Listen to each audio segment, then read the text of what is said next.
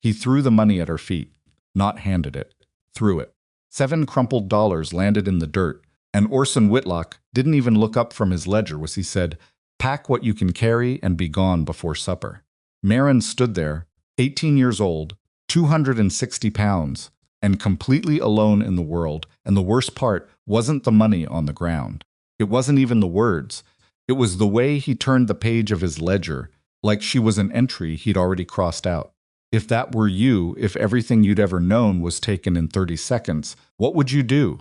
What Marin found buried in an abandoned well on 40 acres nobody wanted would eventually make the people who threw her away look very small. But first, she had to survive being thrown.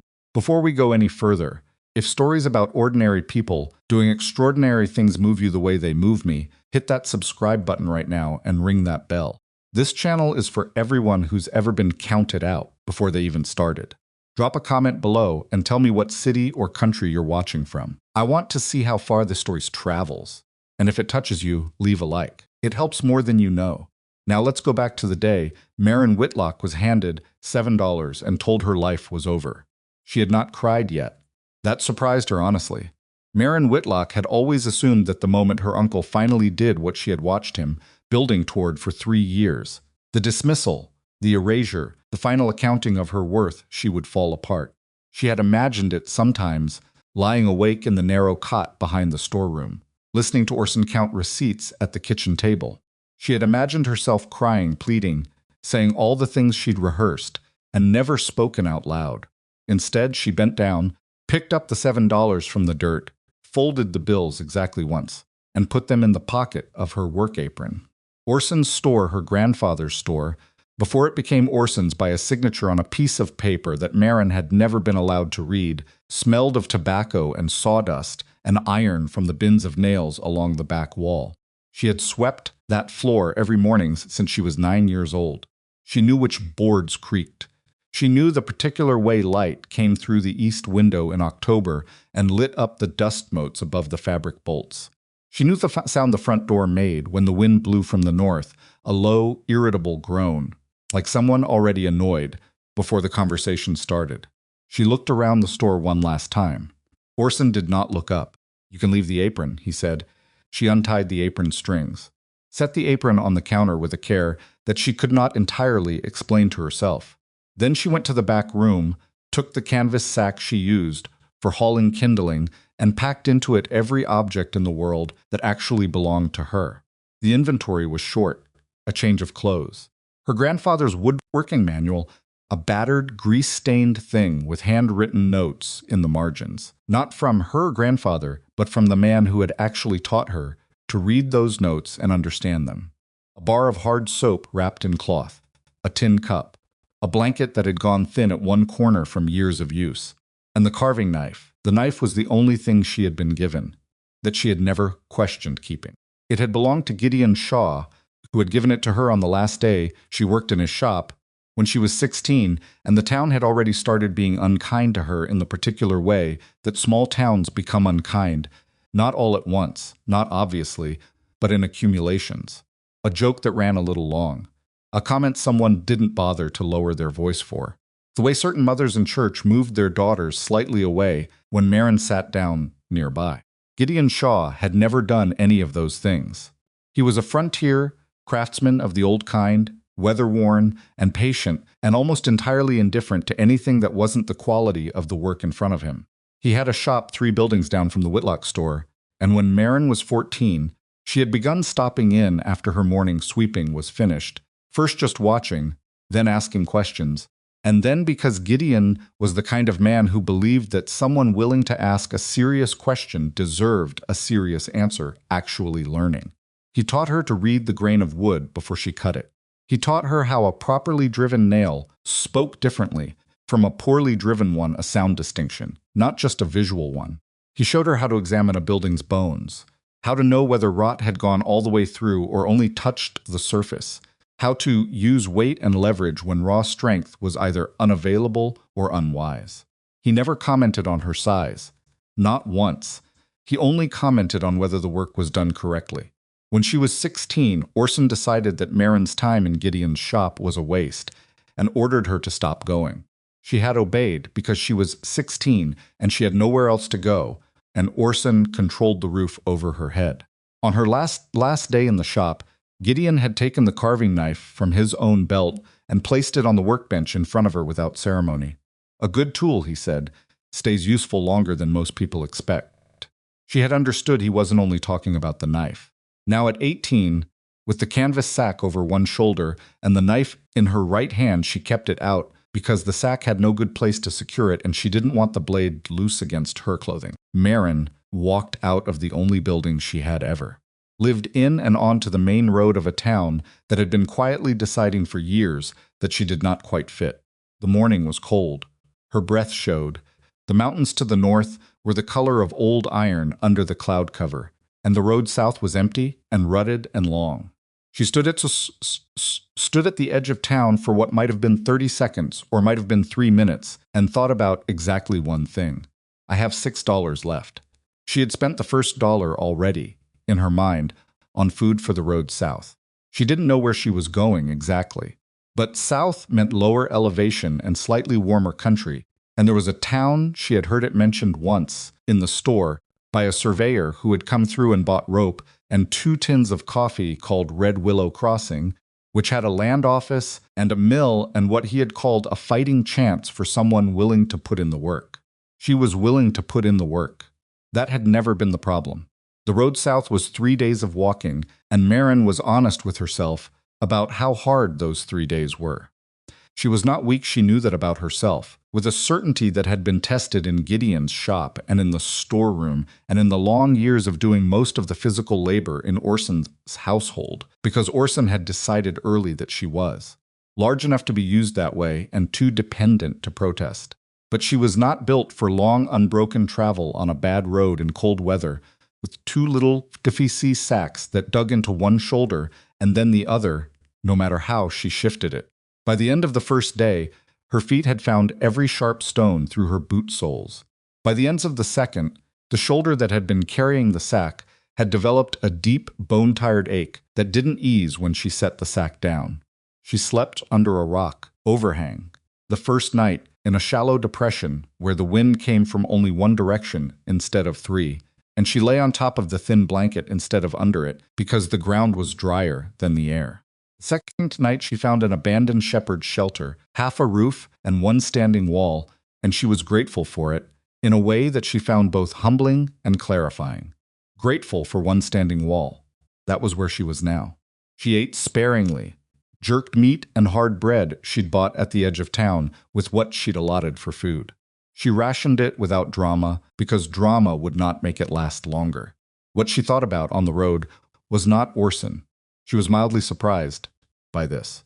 She had expected to spend the 3 days rehearsing bitterness, building a case against him in her mind, itemizing every wrong thing he had done and said in the years that she had lived under his authority.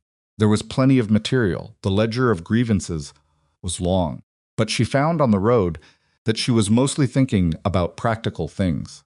Was the soil in this part of the country different from the soil further north? She watched the roadsides and noted the color changes. She thought about what Gideon had told her about reading land, how the shape of the ground and the colors of the soil and the kinds of plants that volunteered themselves in disturbed earth could tell you more than any survey map about what was actually there. She thought about wells. She thought about the difference between a roof that looked like it was failing and a roof that was actually failing, because they were not always the same thing, and knowing the difference was worth more than it sounded. She thought about $1 of her remaining 6, and whether a single dollar could buy anything useful in Red Willow Crossing, or whether it would only buy slightly less hunger for a slightly longer period of time. She arrived on the 3rd afternoon, tired and sore, and she was honest about this, too genuinely frightened in a way she had not allowed herself to fully acknowledge on the road, because being frightened on an empty road with no one around is not productive. In Red Willow Crossing, with buildings around her and people moving through the street and the smell of a cook fire coming from somewhere she couldn't see, the fear arrived fully and sat in her chest like a stone. She was 18 years old. She had $6, a canvas sack, a carving knife, and no plan beyond get here. She squared her shoulders, a habit, something Gideon had told her once, without saying it directly, simply by the way he always stood at his workbench, weight even, chin level, like the work was already worth doing, and she walked toward the land office. The clerk at the land office was a lean man named Eustace Drum, who had the practiced manner of someone who spent most of his days managing other people's disappointments. He looked at Marin over the top of his spectacles when she came through. The door looked at her, that the way people often looked at her, that quick involuntary assessment that traveled from her face to her body and back, like a surveyor taking a measurement, and then, apparently satisfied that she was not a threat, returned his attention to the papers on his desk. "Help you," he said, without looking up again.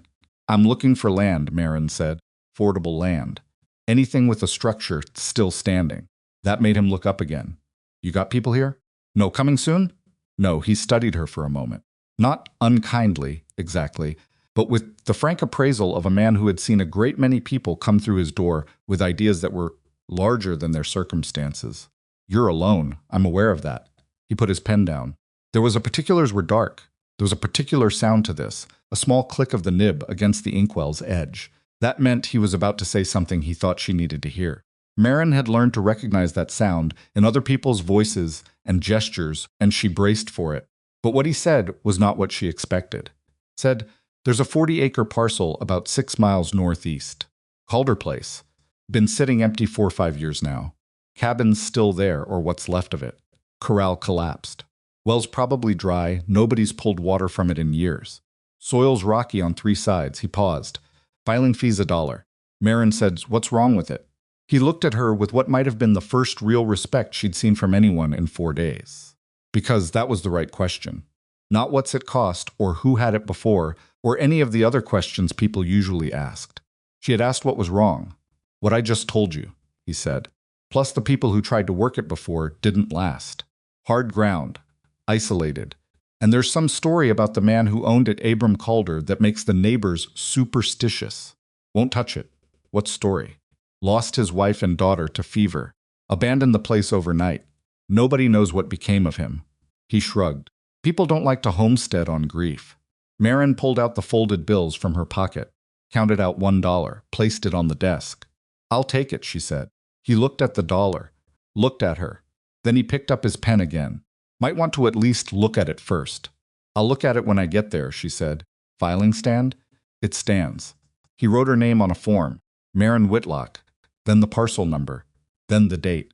She watched him write her name and felt something shift inside her, not dramatically, not the way stories was described these moments, with a rushing sound and a sudden clarity.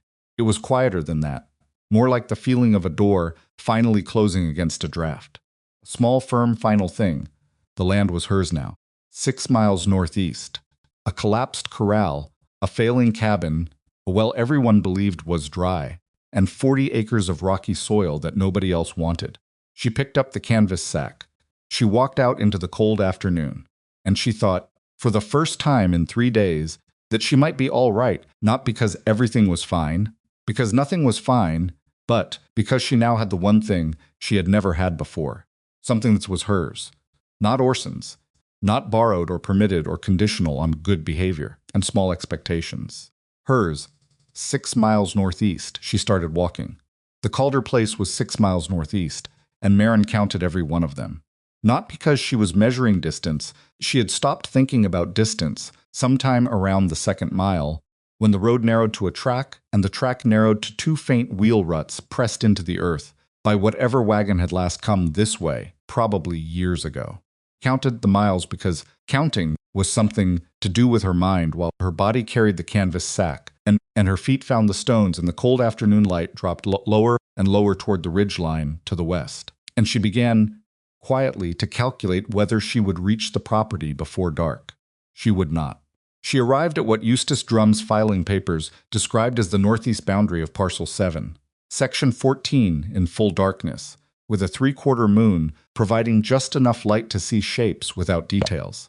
What she could make out was this, a structure, low and long, with a roof line that sagged on one end like a man favoring an injured leg. A second structure to the right that had given up on being upright entirely and was now simply a pile of timber and posts arranged horizontally where a corral had once stood. And ahead of her, Centered in what her feet told her was a cleared yard. The ground was harder, here, more packed, different from the ruts and loose earth of the approach, a circular stone structure approximately waist high. The well. She set the canvas sack down beside it and stood for a moment, breathing. The silence out here was different from the silence on the road. On the road, silence meant absence, no people, no animals, just wind and her own footsteps. This silence had texture to it, the sound of something that had once been busy and was now waiting. She couldn't have explained that to anyone, without sounding like she'd lost her mind from exhaustion, and she was aware she might have, slightly. So she stopped trying to characterize the silence and instead focused on the practical problem of shelter. Could not assess the cabin in the dark. Not safely. Not without knowing where the floor was sound and where it wasn't, which was information she needed before she put her weight on it repeatedly in the middle of the night. She slept in the yard instead, back against the stone well casing, blanket pulled around her shoulders, the canvas sack between her knees. The moon moved.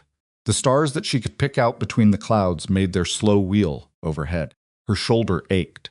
Her feet throbbed inside her boots, and she did not take the boots off because she had learned on the road that cold feet in the morning were worse than tired feet at night. She slept in patches. Not badly for the circumstances. When the light came, she looked at what she had bought. The cabin was built from logs that had been cut and fitted by someone who knew what they were doing. That was the first thing she noticed, and it mattered, because a well-built bone could survive a great deal of neglect on the surface. The foundation stones were seated properly. She could see that even before she went inside, just from the way the base logs sat against them, flush and level even after years of freeze and thaw, working at the joints. The roof was the problem. The east end had lost several courses of shingles, and what remained had warped and curled until the gaps between them were finger-wide. Anything that had fallen from the sky in the past 4 years had gone directly through those gaps and onto the interior. She went inside carefully, testing each floorboard before she trusted it. The interior smelled of rot and mouse droppings, and something else underneath those smells wooden smoke, old and faint, the kind of smell that gets into the logs themselves after enough years of fires and can't be cleaned out. Someone had lived here, had cooked here and been cold here, and sat by that stove, the iron stove in the northeast corner, tipped slightly because one leg had rusted through at the base, but still structurally whole, and had believed once that this place was worth staying in. The floor was compromised in 2 places. One near the east wall where the roof had leaked longest, a section about 3 feet across, where the boards had swollen and split and begun to go soft underneath. She probed it with the handle of the carving knife, and the wood gave slightly, not catastrophically, but enough. She marked it in her mind. Do not step there without fixing it first. The second bad spot was near the door, where water had pooled from the gap under the threshold and worked inward. Smaller, more manageable. The window was broken. The glass had gone entirely from the south-facing frame, and the dried remnants of whatever had been stuffed into the gap as a temporary fix years ago had fallen away. Wind came through freely. The stove, she tipped it upright and checked the pipe connection to the chimney. The pipe had separated at one joint, reattachable.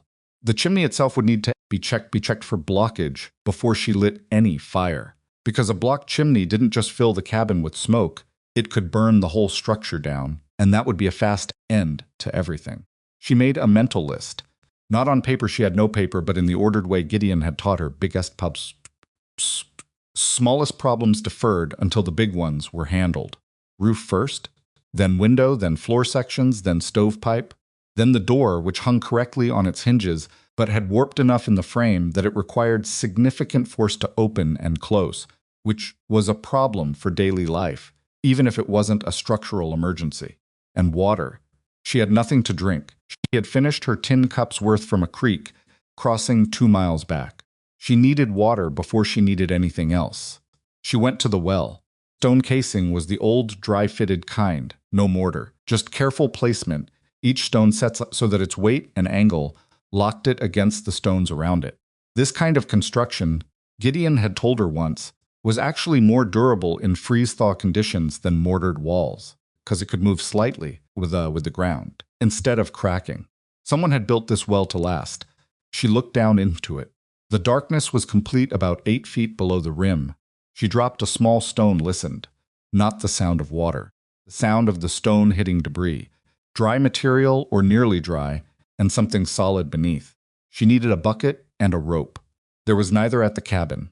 She searched the collapsed corral thoroughly. Pulling apart the fallen timbers, carefully a board dropped wrong could catch a foot, and a broken foot out here alone was a very serious problem, and found underneath a section of roofing that had come off in one piece and was now serving as a flat, a coiled length of rope that had hardened in the weather but had not rotted through.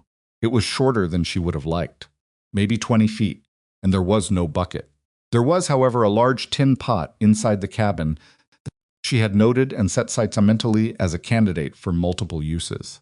She tied the rope to its handle using a knot that Gideon had shown her, a load-bearing knot, the kind that tightened under weight instead of slipping, and she lowered it into the well.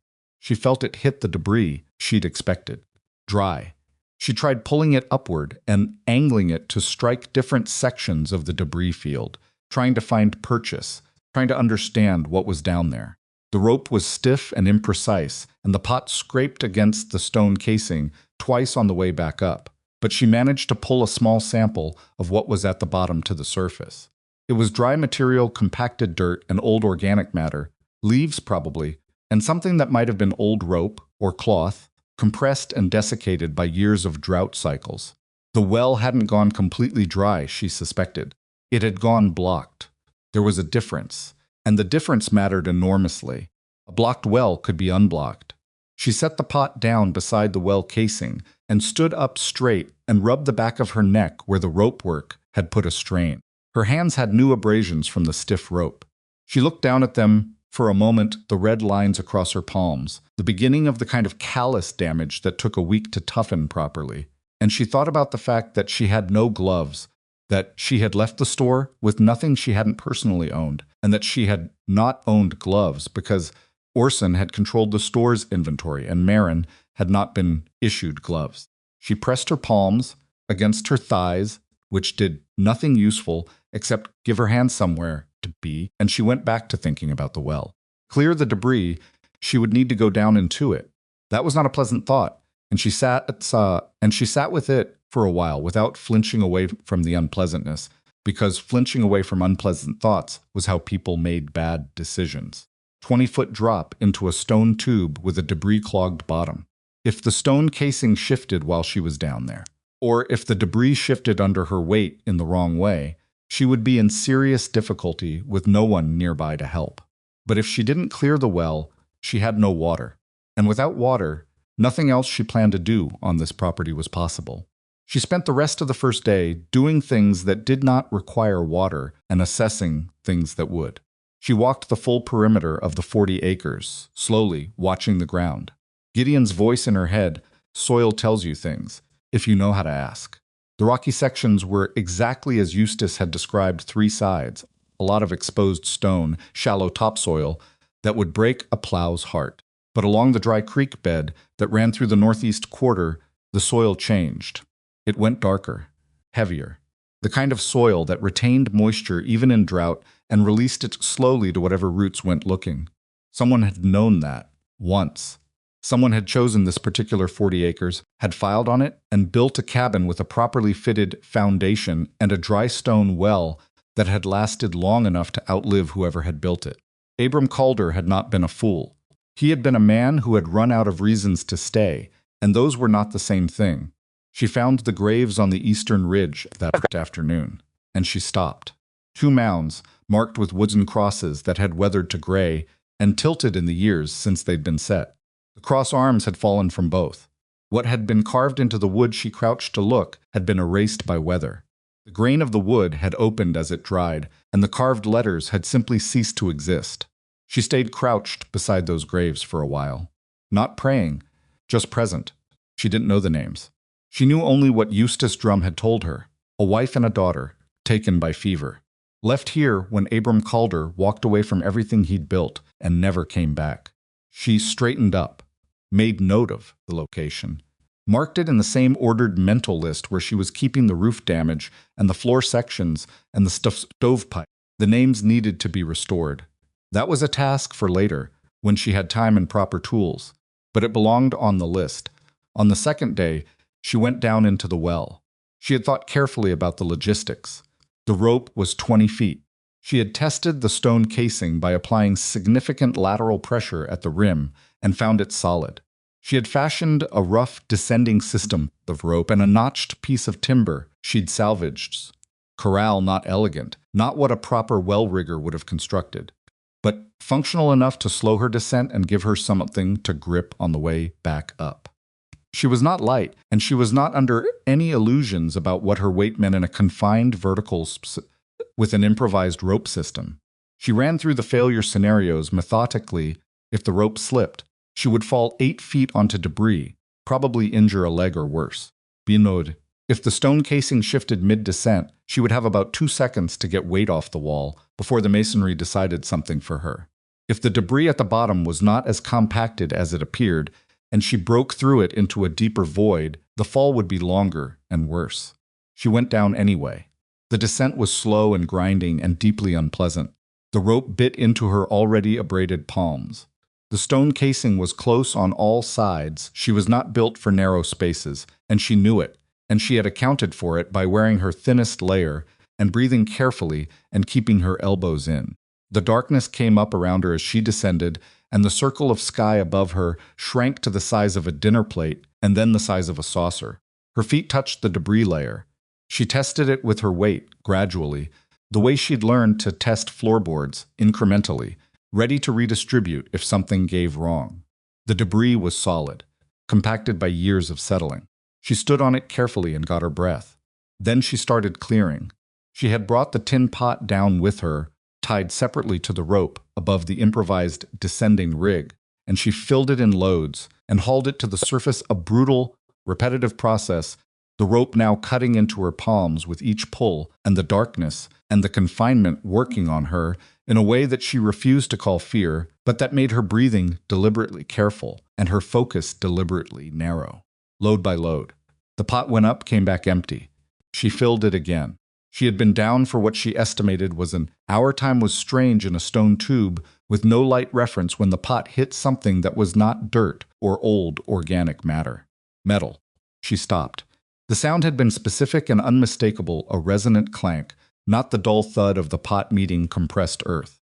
She set the pot aside and felt along the debris surface with her hands, pushing the loose material away from the area where she'd heard it. Her fingers found a surface. Flat. Metal. And then, beside it, the corner of something wrapped stiff cloth or oilskin. She couldn't tell in the dark, but it was wrapped deliberately and tied. Her hands were shaking slightly by the time she had it free of the surrounding debris. She was not sure if the shaking was from the rope work or something else. She tied the package to the rope above her and called out, not to Fijuan, just releasing a held breath she'd apparently been carrying, and then she began the considerably worse process of going back up. Going up was harder than coming down. It always was. Gideon had told her that once about ladders and climbing and all manner of ascent. Gravity is patient, and it never gets tired. She went up the way she'd gone down, slowly and without shortcuts, and by the time she rolled over the rim of the well casing and lay on her back, in the dirt, looking at the sky, her arms were burning from the shoulder to the wrist, and her palms were bleeding slightly at the worst of the rope abrasions. She lay there for a while. Then she sat up and untied the package. Oilskin had done its job. Whatever had driven the moisture out of the well over the years had not penetrated the wrapping and penetrated the chyme, and what was inside was preserved with a completeness that was almost disorienting, like finding a room that had been sealed against time.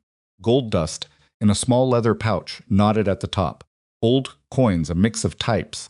Nothing she could have valued precisely, but enough volume to know they were worth something real. And the wooden bird. It was small, maybe 3 inches beak to tail, carved from a dense light-colored wood, with a precision that indicated someone who had cared very much about getting it exactly right.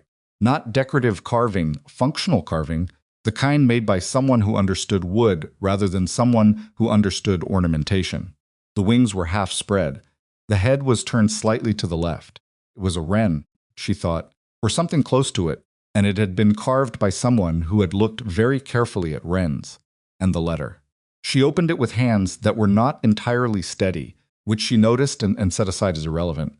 The handwriting was cramped and old-fashioned, the paper brown at the edges, but the oilskin had kept it legible, every word legible, which under the circumstances felt like a small miracle that she refused to call miraculous and simply accepted as what it was. If you have found this, then you are standing on the property that belonged to me, and I can only hope that means someone has decided to try again where I could not. My name is Abram Calder. The land is good in the northeast quarter if you know where to look. The well is only blocked, not dry. There's water below if you clear it. I left everything here because I could not bear to take any of it with me, and I could not bear to stay. The gold dust and coins are for you, whoever you are, whoever was stubborn or desperate enough to come this far. Use them to make something of this place. That is what I wanted and could not finish. The bird belonged to my daughter. Her name was Clara. She was 9 years old. I could not carry it with me, and I could not leave it in the open air. I hope you will understand. If you make something here, that is enough. That is more than I could do. I am sorry I could not do more. Abram Calder Marin read the letter twice, then a third time.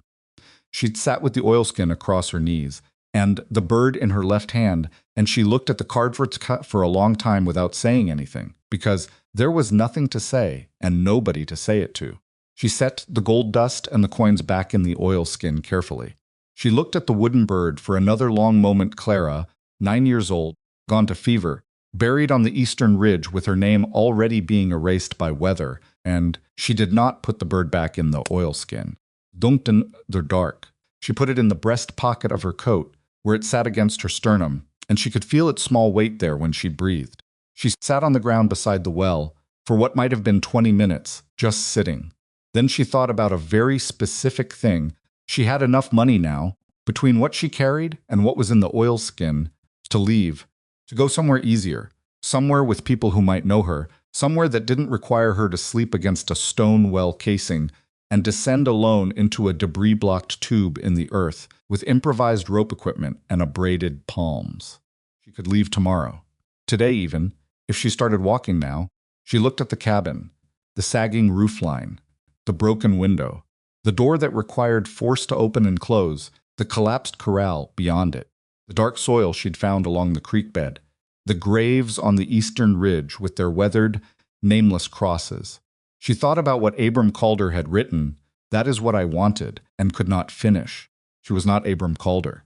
She was not a man who had lost everything that mattered to him and found himself unable to stay inside the wreckage.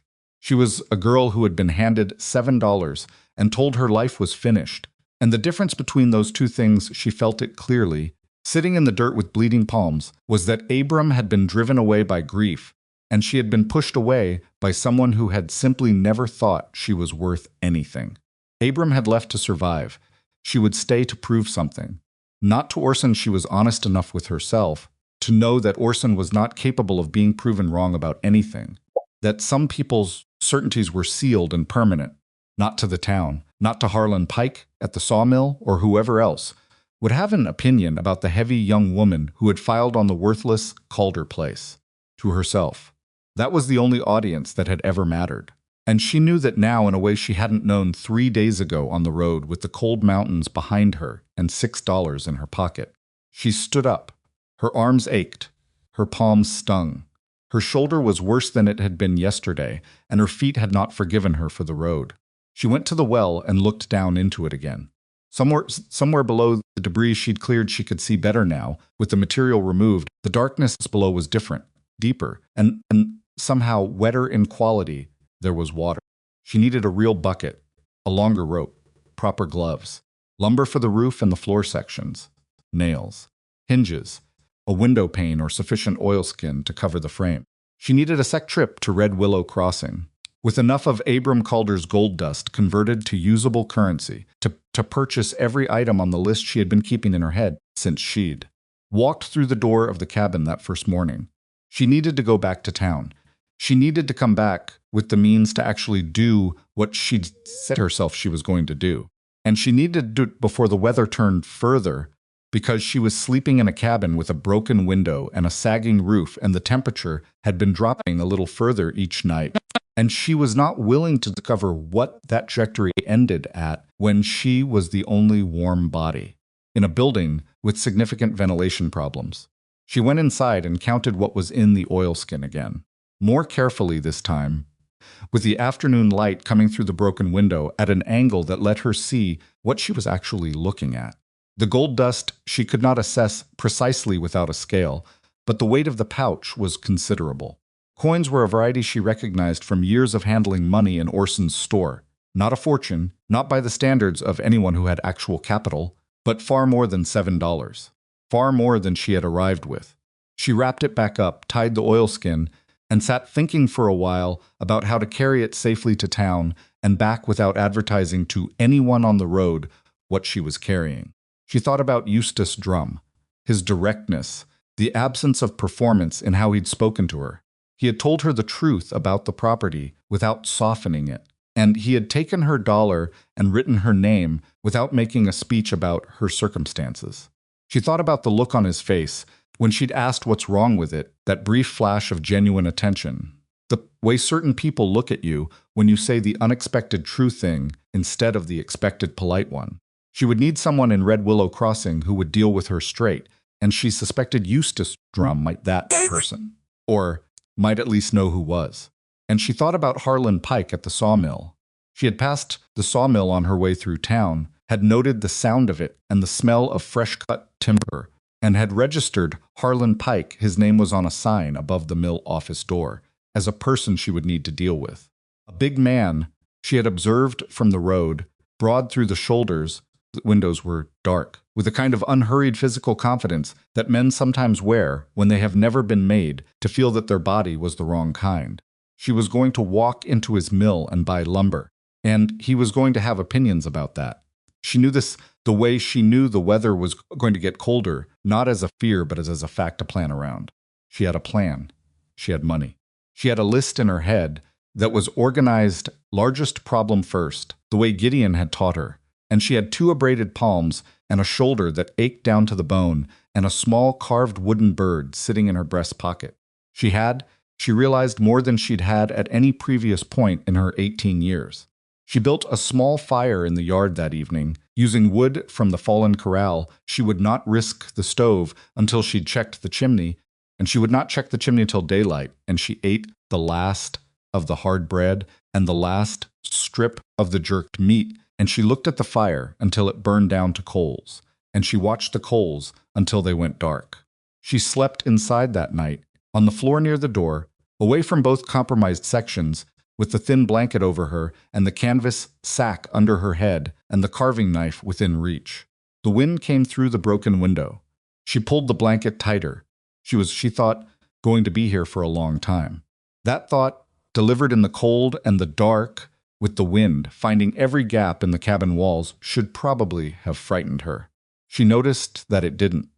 What it felt like instead, and she was particular about being honest with herself, especially in the dark, when dishonesty was easiest, was something like the feeling she'd had when she wrote her name down for the first time in Gideon's shop. Register as the person responsible for a completed piece of work. Not happiness, not relief, rightness.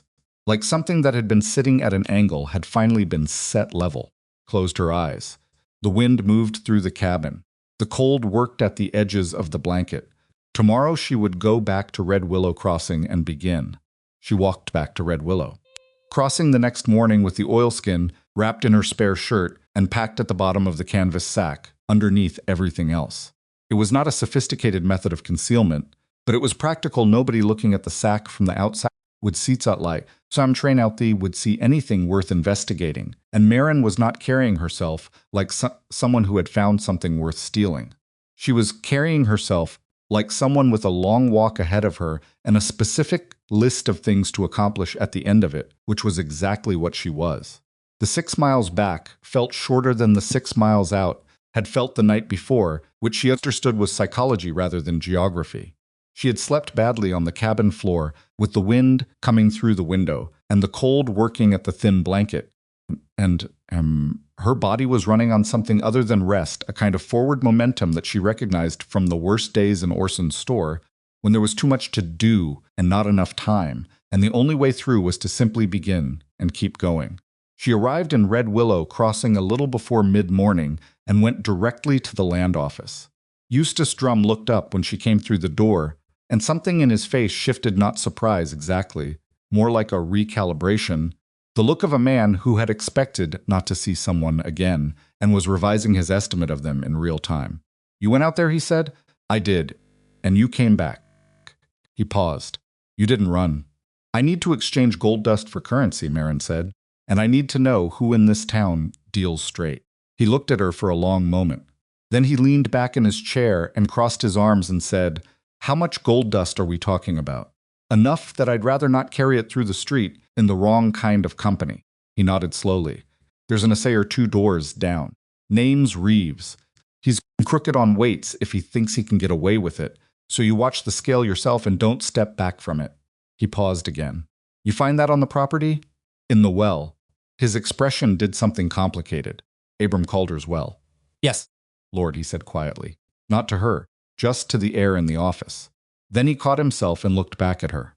"Legally, what's on the property transfers? With the property at filing. You know that." "I know that," she said. "That's why I'm not hiding it. I'm exchanging it, and I'm spending it on the property." He studied her. "You're going back out there.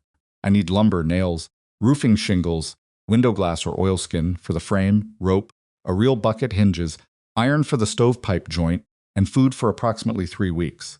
I also need gloves." She paused.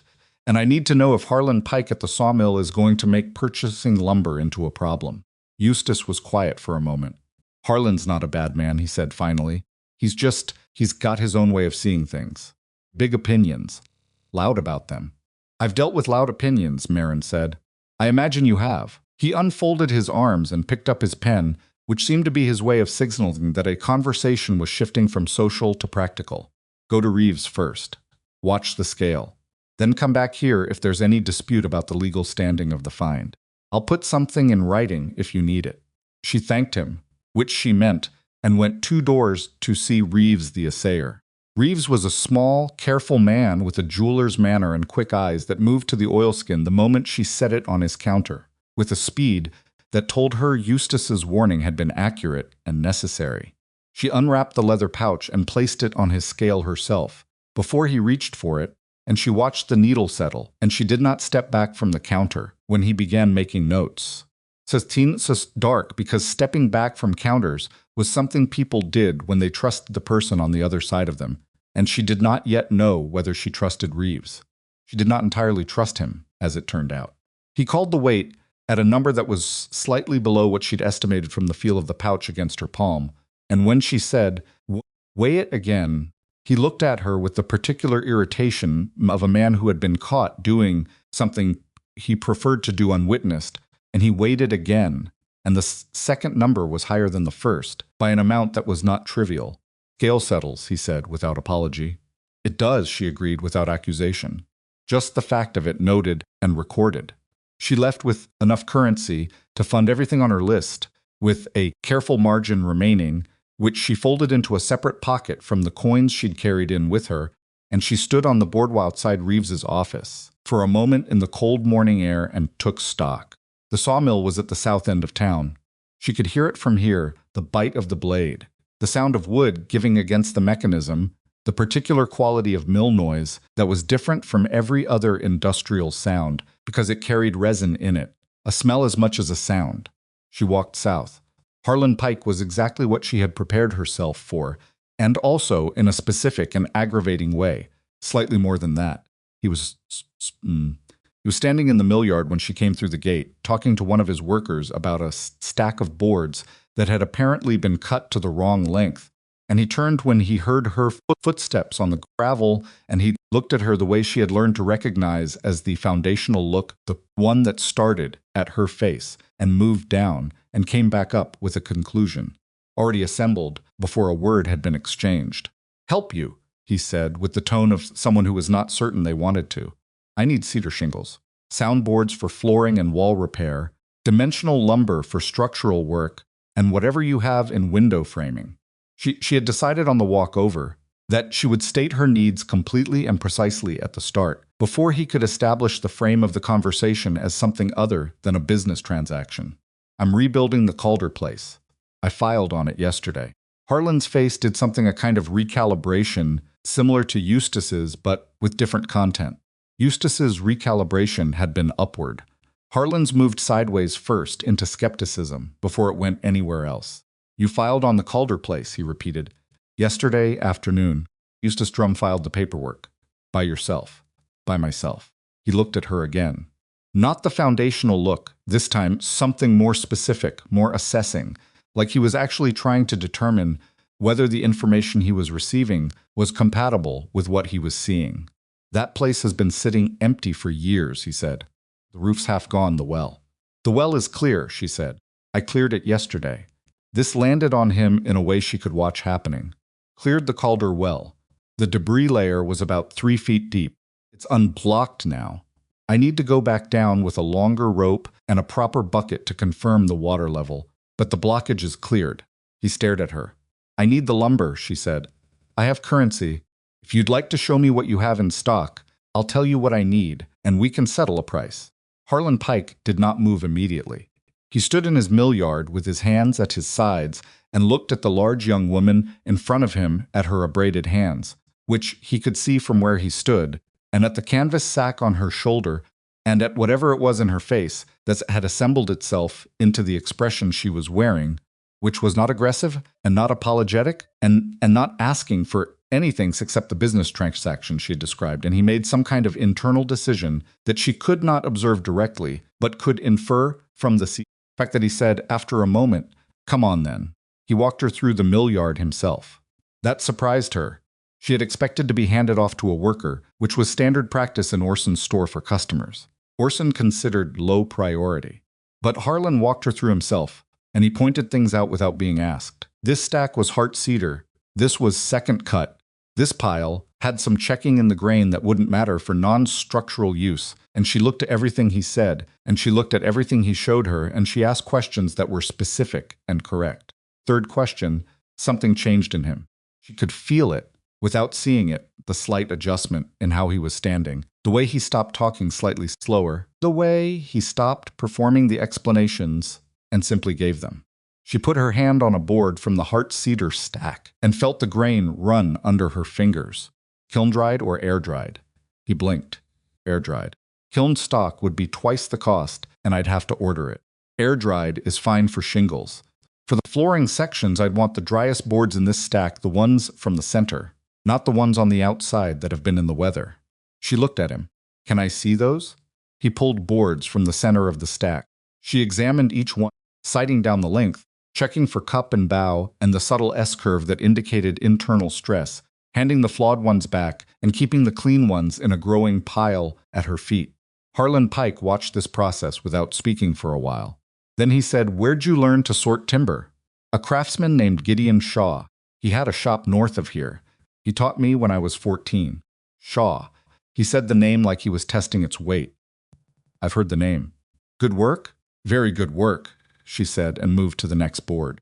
By the time she had finished selecting, the pile at her feet was substantial flooring boards, shingles, structural members, framing pieces, and Harlan had stopped leaning against the adjacent stack with his arms crossed and was standing upright with his arms at his sides, which was not a conscious shift but was a real one. He priced it out on a scrap of paper with a carpenter's pencil. Price was fair, she could assess that, because she had spent years watching Orson mark up supply costs, and she knew what a fair margin looked like. She paid in the currency from Reeves, and Harlan counted it and put it in his coat pocket, and then he looked at her with an expression that had traveled a long distance from where it had started when she came through his gate. How are you hauling this? He asked. I'll need to arrange transport, she said. Is there a freighter in town? Amos Cray does hauling.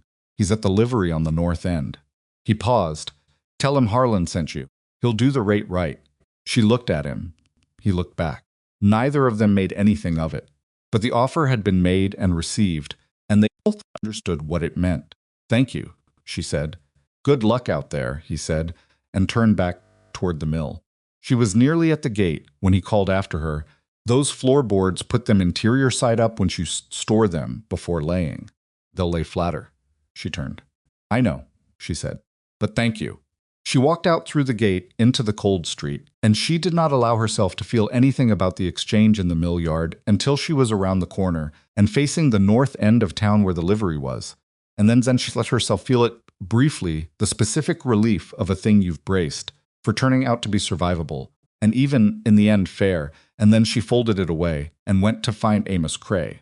Amos Cray was 60 years old and built like someone had stacked 3 decades of hard work on top of 2 decades of harder work and called it a man. He had a mule named Steadfast who was, in Amos's words, the most stubborn living creature in this or any adjacent county, but he don't quit and he don't spook, which is worth more than easy.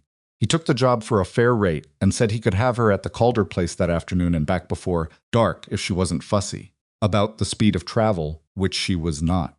Harlan sent you, he said, checking the harness on Steadfast with the efficiency of a man who had done it 10,000 times. He did. He checked the second buckle. Harlan don't usually send people anywhere. I noticed that, she said. He glanced at her sideways. You the one that filed on the Calder place? Yes.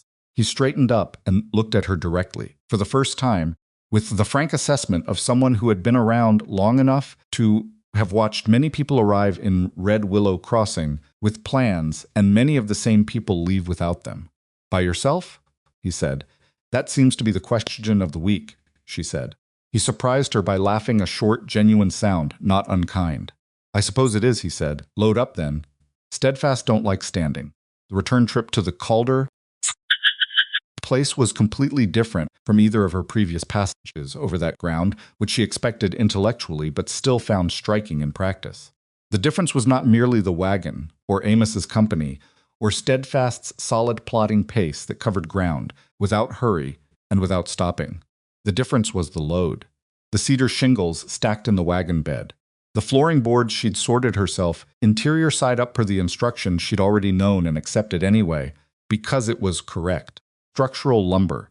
The rope, good rope this time, 70 feet of it, enough to reach serious depth. The bucket with an iron bail. The window glass, wrapped in burlap, and positioned in the corner of the wagon where it would take the least impact. The nails in 3 sizes in paper parcels. The hinges. The iron collar for the stovepipe joint. The gloves, heavy leather work gloves, that fit imperfectly, because they were made for smaller hands, but were infinitely better than abraded palms against stiff rope. Food for 3 weeks. Real food, dried beans, cornmeal, salt pork, dried apples, coffee, a small supply of sugar, a sack of oats. Enough to sustain actual labor without rationing every mouthful. Most of its windows were dark. She sat on the wagon seat beside Amos and watched the load shifting very slightly with each rut, and she thought about the fact that this was more material than she had managed in a single transaction at any point in her life, and that none of it belonged to Orson, and that she had purchased it with money she had found by going down into a dark stone's tube alone with improvised rope equipment and bleeding palms. Amos drove in comfortable silence for most of the trip, which she appreciated. He was not a talker by inclination. She could tell he talked when something needed saying, and was quiet when it didn't, which was a ratio she found deeply restful after years of Orson's monologues about expenses and margins, and the ingratitude of people who didn't understand how hard it was to run a business. About 2 miles from the property, Amos said, Abram Calder built that well himself. Took him most of a summer. She looked at him. You knew him? Not well. He came through town for supplies 3-4 times a year when he was working the place. Quiet man. Kept to himself mostly. He paused. When his wife took sick, he started coming in more often. Looking for a doctor, I think, at first. Then just coming in. Sitting at the saloon, not drinking much. Looking like a man who needed somewhere to be that wasn't where he was. Marin was quiet. When the girl died, Amos said he didn't come in for a while. Then he came in one last time, bought nothing, spoke to nobody that I saw, and that was it. Nobody went out there to check for almost a year. By the time someone did, it was empty. He slapped the reins gently to encourage Steadfast around a particularly deep rut. People around here felt bad about that. Not bad enough to do anything with the property, but bad enough. The graves need new markers, Marin said. The names are gone. Amos looked at her. You went up the East Ridge. The first afternoon. He was quiet for a moment. You know the names? The wife's name I don't know. The daughter was Clara. She paused. The letter said she was 9. Amos said nothing for a while. The wagon creaked. Steadfast plodded. The ridge line with the 2 gray wooden crosses was visible from the track when they turned northeast, and Marin watched it come into view and pass out of view, and said nothing. I might know the wife's name, Amos said finally. I think it was Ruth. I'm not certain, Ruth, she said. She put it on the list in her head next to the marker restoration task that already lived there. Ruth and Clara Calder, Eastern Ridge. She would carve them herself with Gideon's knife when the urgent repairs were done. Amos helped her unload, which she had not expected and did not ask, for he simply began carrying lumber from the wagon bed without discussion, moving with the steady, unhurried efficiency of a man who had been doing physical work long enough that it had stopped being a statement about anything and was just what his body did. She carried alongside him without comment, and they unloaded the wagon in about 40 minutes. When they were finished, Amos stood in the yard and looked at the cabin, at the roof with its warped and missing shingles on the east end, at the broken window, at the collapsed corral. He looked at all of it for a while with his hands in his coat pockets. It's a lot of work, he said. Yes, she said. For one person. Yes. He pulled his hands out of his pockets and put them on the wagon seat rail to climb up. I do a hauling run out this direction every 2 weeks or so. If you need more supplies, I'll come by on the track. You can flag me down or leave something at the boundary marker. She looked at him. Why? He settled onto the wagon seat. Because Abram Calder's well took him most of a summer, and he built it right, and it ought to be used by someone who knows what they're looking at. He picked up the reins. Also, you sorted your own timber, which I've never seen a customer do in 30 years of hauling. He clicked his tongue at Steadfast. The mule began to move. Thank you, she called after him. He raised one hand without turning around, which she took as acknowledgement, and then the wagon track curved, and the sound of Steadfast's hooves on the hard ground diminished, and she was alone with the cold air and the load of lumber and the property that was hers. She put on the leather gloves, which were stiff and too wide in the palm, and she began to work. The chimney was her first task before anything else, because without the stove she had no heat, and without heat the nights were going to begin limiting what she could do during the days. She checked the chimney with a long stick. Pushed up from the firebox, it met resistance about 2/3 of the way up. Debris, probably a bird's nest from the years the cabin had stood empty. She worked the stick patiently until the mass broke up and fell, caught it in the firebox before it could spread across the floor, and carried it outside. She checked the pipe joint next. The iron collar she'd bought from the hardware supplier fit correctly. She had measured the pipe diameter with a piece of cord and brought the measurement to town. Another thing that she had observed other people not doing, and Gideon doing always. Because a measurement cost nothing, and a wrong part cost everything. The collar seated properly. She tightened it with the wrench she'd added to the supply list at the last moment, and which had cost more than she'd wanted to spend, but was not the kind of thing she could improvise. She laid a small test fire in the stove. Dry wood from the fallen corral timber, which she'd confirmed was not rotted through. She had checked every piece she intended to burn before adding it to the fuel pile, because burning rotten wood inside a stove with questionable seals was a way to end the project permanently. The fire caught. The smoke went up the pipe. The joint held. She sat off the floor in front of the open stove door for a moment and let the heat find her face. The feeling was physical and simple, and she did not dress it up with anything. Then she got up and went to work on the roof. Getting onto the roof was its own problem. She had anticipated this, she had thought about it on the wagon, actually turning it over while Amos drove and Steadfast plodded, because the ladder situation was non-existent.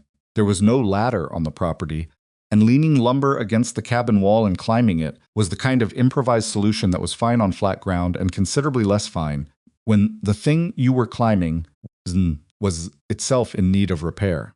She built a platform first.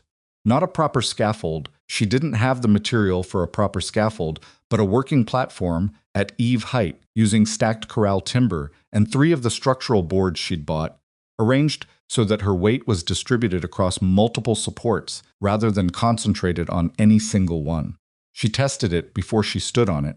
incrementally, the same way she'd tested the floorboards, and she adjusted it twice before she was satisfied. Getting up onto the platform was awkward. She was not going to describe it to anyone as graceful, because it involved a specific combination of leverage and patience, and a moment of genuine uncertainty partway through where her weight was, neither on the ground nor on the platform. And the only thing keeping her from a bad outcome was the grip of the new leather gloves on the top's support board. But she got there. From the platform to the roof was another problem. Eve was above her head but reachable, and she got her forearms over it and felt the roof boards take her weight. And she listened carefully to what they said about their own structural integrity. Because a roof speaks when you put load on it. This one groaned on the east end, where the damage was worst, and she distributed her weight immediately toward the ridge line, which was stronger, and she moved across the roof the way she moved across the bad floorboards, testing, listening, adjusting. She did not enjoy being on the roof. She was aware of the height in the specific way that large people are aware of heights, not necessarily more afraid of them, but more aware of what a mistake at height means for a body with significant mass. She did not think about it constantly, but she did not forget it, and she moved with a care that was not timid but was precise. Damaged section of the east end was as bad as it had looked from the ground and had one feature she hadn't expected from below, a section of roof board. Underneath, the missing shingles had partially separated from the rafter below it, pulling one edge upward so that the remaining shingles at the boundary were curling from underneath as well as from weathering. She would need to re-nail that board before she put new shingles over it, which meant working a position on the roof where the structure under her was compromised, which required the working platform to be repositioned beneath that section so that if the roof board gave entirely, she had something 12 inches below her feet rather than a full story of open air. Climbed back down, repositioned the platform, climbed back up. She re-nailed the board with the 16-penny nails she'd bought specifically for structural fastening, driving each one quite carefully, not rushing, because a driven nail is either right or wrong, and there is no recovering a wrong nail without pulling it and starting over, which is double the work. And she felt the board seat back against the rafter, with each successive nail the way it was supposed to, the small firm resistance of wood taking a fastener correctly. Then she began laying shingles.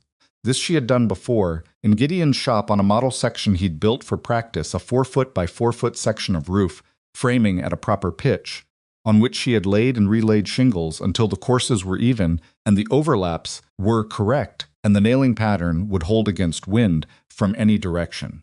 She had done it enough times that her hands remembered the motion better than her conscious mind did, which was the only kind of knowledge that was actually reliable on a roof in cold wind with the afternoon light declining and a long section still to cover.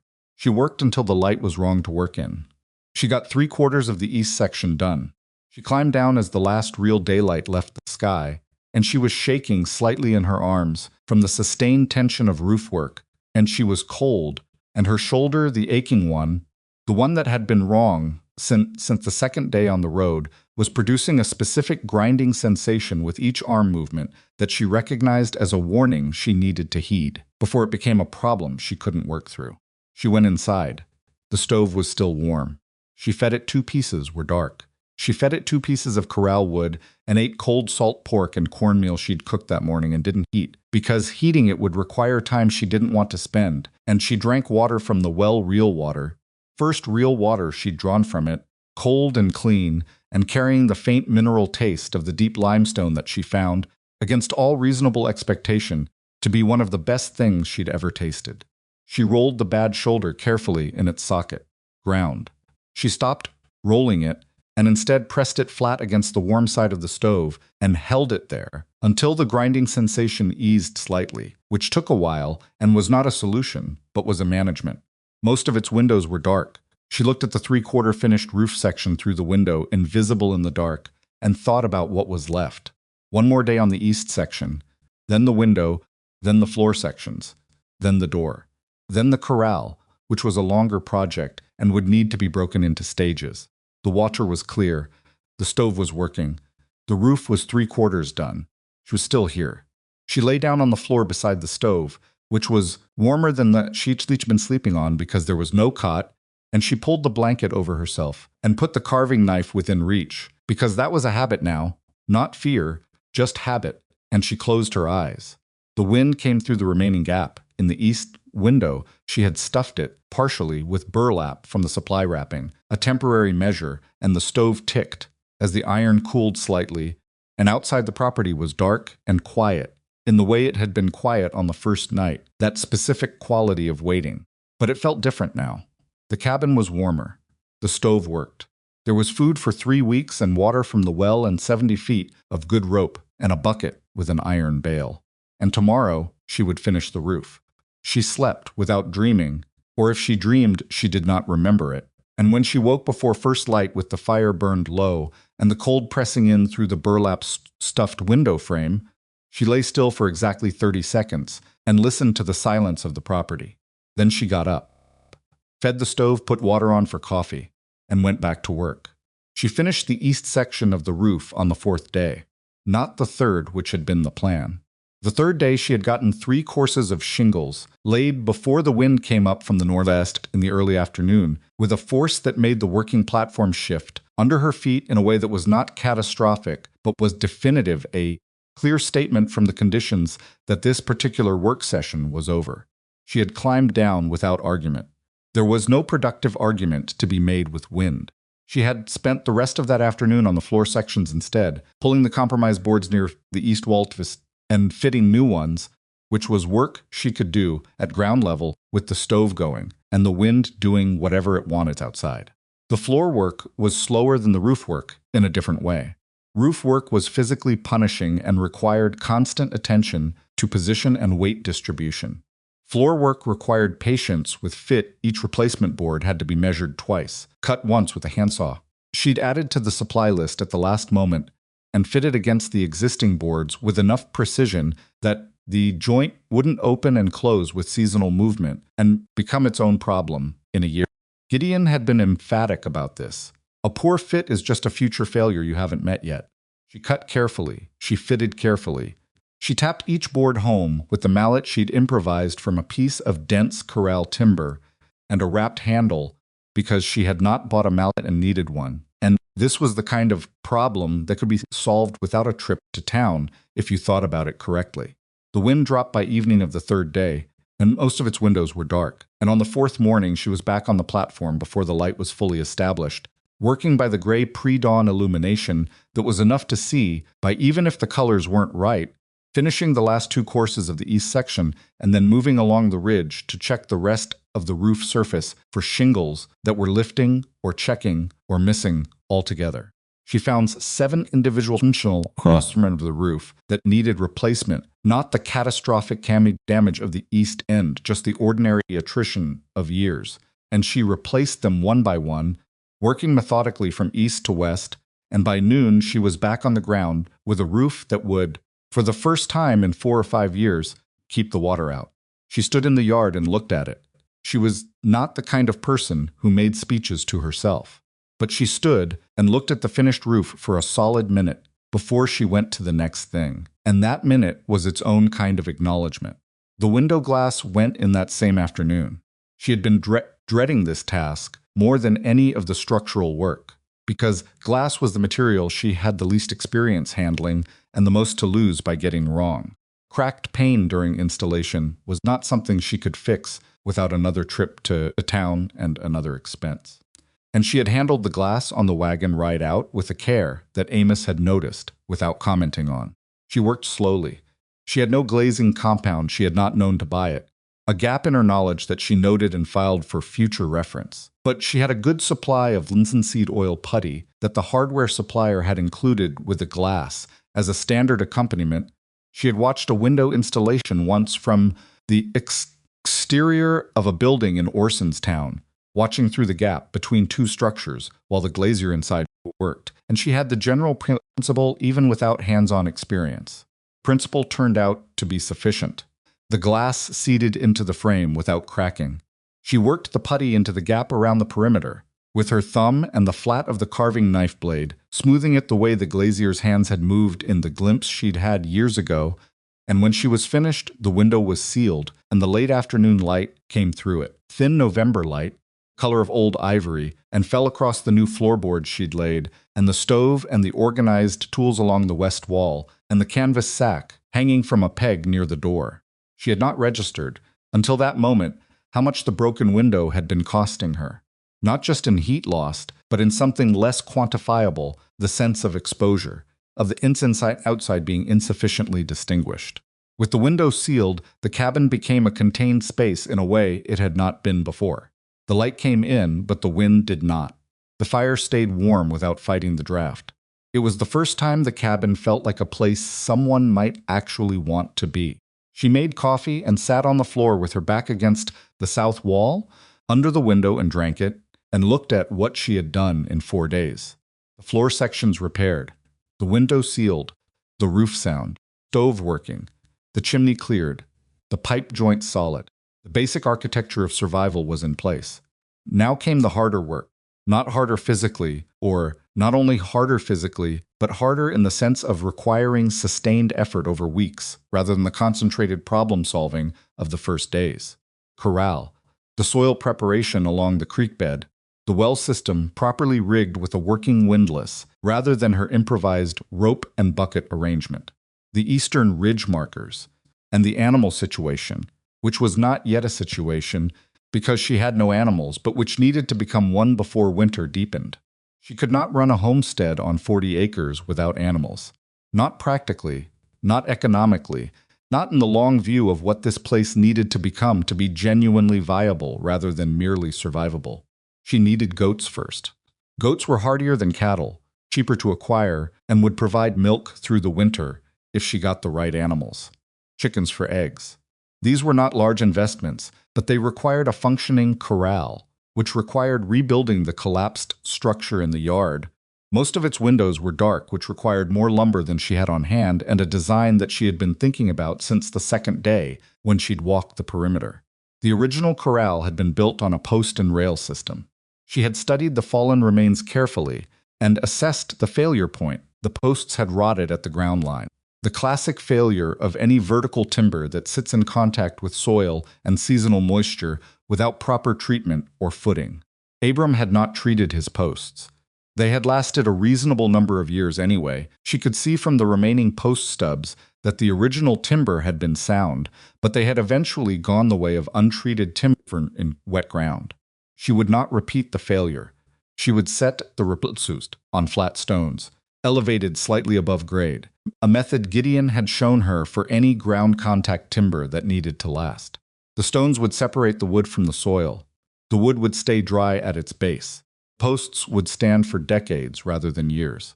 But first she needed the stones, which the property had in abundance, and the additional post timber, which she did not.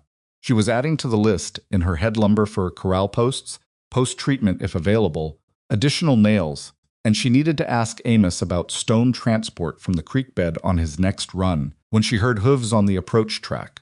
She was on her feet with the carving knife in her hand before she processed the sound fully, which was a reflex she hadn't known she'd developed until it happened. Stood by the door and listened. One horse. Moving at a walk unhurried. The gait of someone who was not trying to arrive quickly or quietly. She put the knife down on the table she had made from a split log and 2 short sections of lumber, not beautiful, completely functional, and opened the door. The rider was a woman, approximately 50, broad through the shoulders, wearing a coat that had been well made originally and had been worn into something beyond fashion on the far side of hard use. She was on a brown horse that matched the coat in coloring, if not in condition. The horse was better maintained than the coat, which told Marin something about the woman's priorities. Behind the saddle, in a cloth-wrapped bundle tied to the back of the cantle, was what appeared to be a ceramic jug. The woman pulled up at the edge of the yard and looked at the cabin and at the roof and at Marin standing in the doorway, in that order. "You're the one that filed on this place," she said. "Not a question." "I am," Marin said. "Word travels," the woman said, which was not quite an apology for arriving unannounced and not quite an explanation. "I'm Tessa Rourke. I run the Rourke place 3 miles south on the main track. I've been 3 miles south for 11 years, and I never once came out here in 11 years, which I'm not proud of. She reached back and untied the jug from the cantle. It's fresh milk.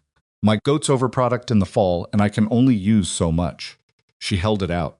Are you going to make me explain myself further, or are you going to let me get off this horse? Marin stepped back from the doorway. Come in. Tessa Rourke dismounted with the ease of a woman who had been getting on and off horses since before she could remember, tied the reins to the hitching post. The hitching post was one of the few exterior features of the property that was still fully functional, which had always struck Marin as slightly ironic, and walked across the yard and into the cabin. She stopped just inside the door. She did what Eustace Drum had done, and what Amos had done, and what Harlan Pike had done. In the mill yard she looked. But she looked differently from all of them. She looked at the floor, and at the window, and at the stove, and at the organized tools, and at the stacked remaining lumber against the north wall. Her look was the look of someone who understood what they were seeing, completely, without needing it explained. She set the jug on the table. Then she went to the east wall and crouched and ran her hand along the joint between the new flooring boards and the existing ones, checking the fit. She pressed on the new boards. She stood up and looked at the roof from inside, checking the line of the new shingles against the window light. She went to the stove and opened the firebox door and looked at the pipe connection and the collar and closed the door again. She did all of this without speaking. Marin watched her and did not speak either. Finally, Tessa Rourke turned around and looked at Marin directly. You did all of this yourself, she said. Yes. In how many days? 4. Tessa looked at the window, at the roof, back at Marin. 4 days, she repeated quietly, in the tone of someone doing arithmetic and finding that the numbers don't behave the way they expected. The floor took part of a day because of the wind, Marin said. Couldn't work the roof in that wind. Tessa pulled out the chair from the table. Marin had made 2 chairs from split log sections, not chairs exactly, more like elevated sitting surfaces, but they functioned and sat down. Sit, she said, which was slightly presumptuous given that it was Marin's cabin and Marin's chairs, but delivered with such complete absence of any intention to dominate that it didn't land as presumptuous. It landed as the direct request of a woman who wanted to have a real conversation and found it easier sitting down. Marin sat. Where did you come from? Tessa said. North of here. A town called Harwick. What did you do there? Worked in my uncle's store. Tessa absorbed this. And your uncle, he sent you here? He gave me $7 and told me to leave. The silence that followed was the kind that had weight in it. Tessa Rourke looked at Marin for a long moment, with an expression that was not pity. Marin would have felt pity and would have responded to it unfavorably, but something more complex. Recognition, maybe. The look of someone who had her own catalog of moments when the world had shown its capacity for cruelty and had learned not to be surprised by them, but had not learned not to mind. I came here alone 11 years ago, Tessa said. My husband had just died, and his brother Kevra contested the property, and the court agreed with the brother. She said it flatly, without heat, the way people describe old wounds that have scarred over completely. I had $60 and a horse, and I filed on the Rourke place because nobody else wanted it, and the price was right. People in town thought I'd be gone in a season. Marin said nothing. I was not gone in a season, Tessa said. No, said Marin. I can see that. Tessa almost smiled. Not quite, but the corners of her eyes moved. The milk, she said. I'll bring it when I have excess, which in fall is most weeks. In return, I'd ask and stop me if this is not something you want. I'd ask that if you see anything on my property line that looks wrong when you're out working your perimeter, you let me know. I share a boundary with a man named Croft who has been moving my fence markers for 3 years, and I cannot be everywhere at once. Marin looked at her. Show me where the boundary markers are, and I'll check them when I'm on that side of the property. Tessa nodded. It was a straight exchange, fairly offered and fairly accepted, which was exactly the kind of arrangement that both women were comfortable with. No debt, no performance. Just 2 people with adjacent problems finding a sensible overlap. You need a corral, Tessa said, looking through the window at the collapsed structure in the yard. I need posts and additional lumber. I'm waiting on Amos Cray's next run. I have post timber from a fence repair I did in the spring. More than I need. You can have what's left. She paused. I'll bring it on my next visit. My horse can drag in them. Marin looked at her. The straightness of the offer. No ceremony, no performance of generosity. I'll reimburse you for them. They're leftover timber, Tessa said. They're sitting in my yard doing nothing. The reimbursement is you watching my fence markers. Marins accepted this with a nod. Tessa stood up. She was not a woman who prolonged things past their natural conclusion, which was another quality Marin found deeply restful. I'll be back in 4 days with the timber, if the weather holds. She moved to the door and paused with her hand on the frame. There's a sheriff in Red Willow Crossing. Man named Holt.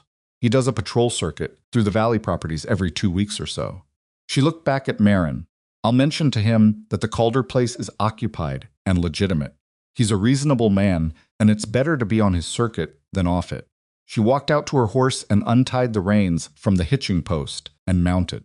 She looked at Caban one more time from the saddle at the roof, specifically, as if she was still working out the arithmetic of 4 days, and then she turned the brown horse south and rode back down the track without looking back.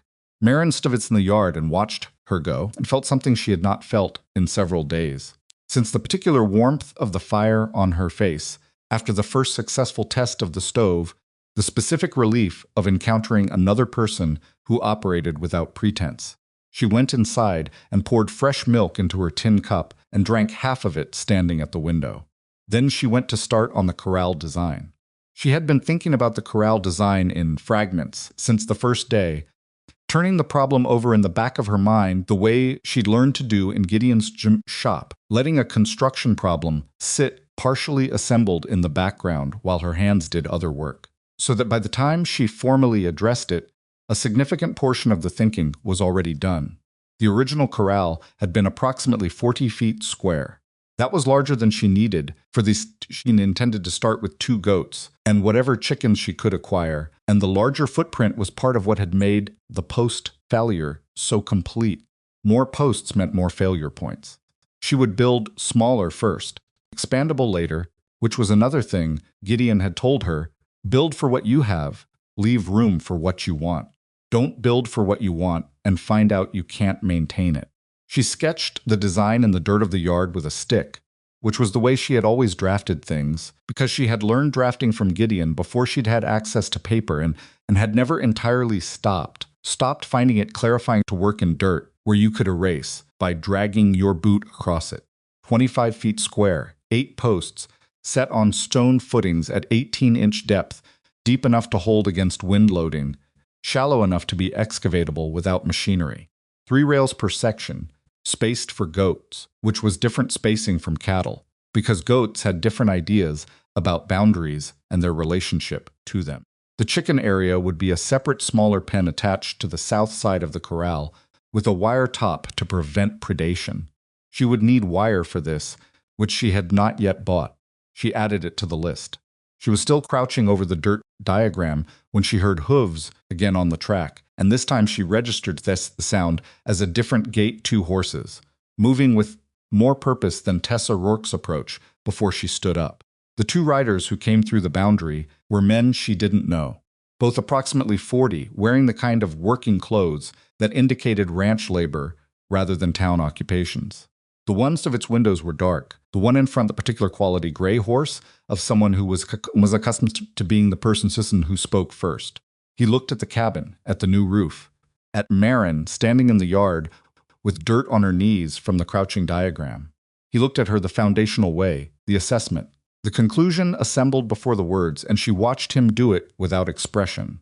We heard someone filed on the Calder place, he said. You heard correctly, she said. By herself, he said. The same 3 syllables that seemed to follow her everywhere in this valley. Also correct, she said. Can I help you with something? He leaned on his saddle horn. He was not a bad man. She assessed he had none of the particular meanness that she associated with men who sought out weaker people to diminish, but he was a man who had a settled idea of how the world was arranged and was working, through the adjustment required by what he was seeing. I'm Wade Croft, he said. I run the Croft place about 2 miles east. This is my brother Dell. She noted the name. Tessa Rourke's fence marker problem. Kept her face neutral. Marin Whitlock, she said. Whitlock, he repeated. You have people here? No. You built that roof? He said. It was not phrased as a question, but it had the character of one he was looking at the roof, with the expression of a man who had done enough construction work to recognize quality and was not entirely comfortable with where it was telling him to land. I did, she said. Del Croft, who had said nothing so far, said, by yourself. Gentlemen, she said, and both of them looked at her at the same time. I've answered that question 4 times this week. The answer is the same each time. Wade Croft looked at her for a moment and then made a sound that was not quite a laugh, more the involuntary exhalation of a man who has been caught being predictable. Fair, he said. He straightened in the saddle. We came out to see if the place was being settled legitimate. There have been drifters through the valley. Eustace Drum filed my papers the day I arrived, she said. The filing is recorded. Good, he said. And he meant it. She could hear that he actually meant it, that his concern had been genuine and the legitimacy of her claim was genuinely satisfying to him, which revised her read of him slightly. Not a man looking for trouble. A man checking whether there was trouble he needed to know about. One other thing, he said, and his tone changed slightly in a way she noted. The east quarter of this parcel runs to the ridge. You've been up there? The first day, she said. He nodded slowly. There's a spring on the east slope of that ridge, just below the tree line. In dry years, it's the only water source for the animals on the eastern range. Abram used to keep that access open. He looked at her steadily. I'd appreciate knowing whether you plan to fence that area. She looked at him for a moment. He had not asked directly whether he could have access. He had stated the situation and left the question implicit, which was either strategic or diplomatic, and she was not certain which. I'm not planning to fence the eastern slope, she said. I'm fencing the yard and the immediate pasture area. The ridge is outside my working perimeter. She paused. If that changes, I'll let you know before I do anything. Wade Croft nodded, appreciated. He gathered his reins. If you need anything timber, tools, an extra hand for heavy work, the Croft place is 2 miles east. We're there, he said it simply, not as a performance of neighborliness, just as information delivered straight. Thank you, she said. They turned east and rode out, and she watched them go and stood in the yard for a moment, with the dirt diagram at her feet and the cold afternoon settling around her, and thought about the complicated arithmetic of this valley. Tessa Rourke, who was watching Croft's fence markers, Croft, who controlled the eastern spring access, Amos, who hauled and remembered names, Harlan, who had given her a freighter's referral after watching her sort timber, all of it interlocking in ways that she was only beginning to map. She was not from here. She did not have history here. She had 40 acres and a repaired roof and a cleared well and the beginning of a corral scratched in the dirt, and every relationship she built in this valley would be built from that foundation and nothing else. That was all right. She had started from less. Tessa came back on the 5th day with post timber dragged behind her horse, 6 pieces in good condition, which was exactly enough for the corral if Marin cut 2 of them to intermediate lengths for the gate sections. She also brought, without prior announcement, a small sack of vegetable seed, winter-hardy varieties, onion sets, and a packet of kale seed, and 2 paper envelopes of something Tessa called cold-weather greens that don't ask much of anybody. It's late to plant, Marin said, looking at the seed. Cold frames, Tessa said. You have enough scrap lumber? I have some. Build 2 cold frames against the south wall of the cabin. The wall holds heat overnight. You'll get a crop out before full freeze if you start this week. She handed over the sack. I had extra. Don't make it into something it isn't. Marin took the sack. She did not make it into something it wasn't. They spent the afternoon setting the first 4 corral posts together, Tessa driving the stone setting bar into the ground to open the hole, while Marin set the stones and positioned the posts, which was the most efficient of the work given their respective builds and the specific mechanics of the task.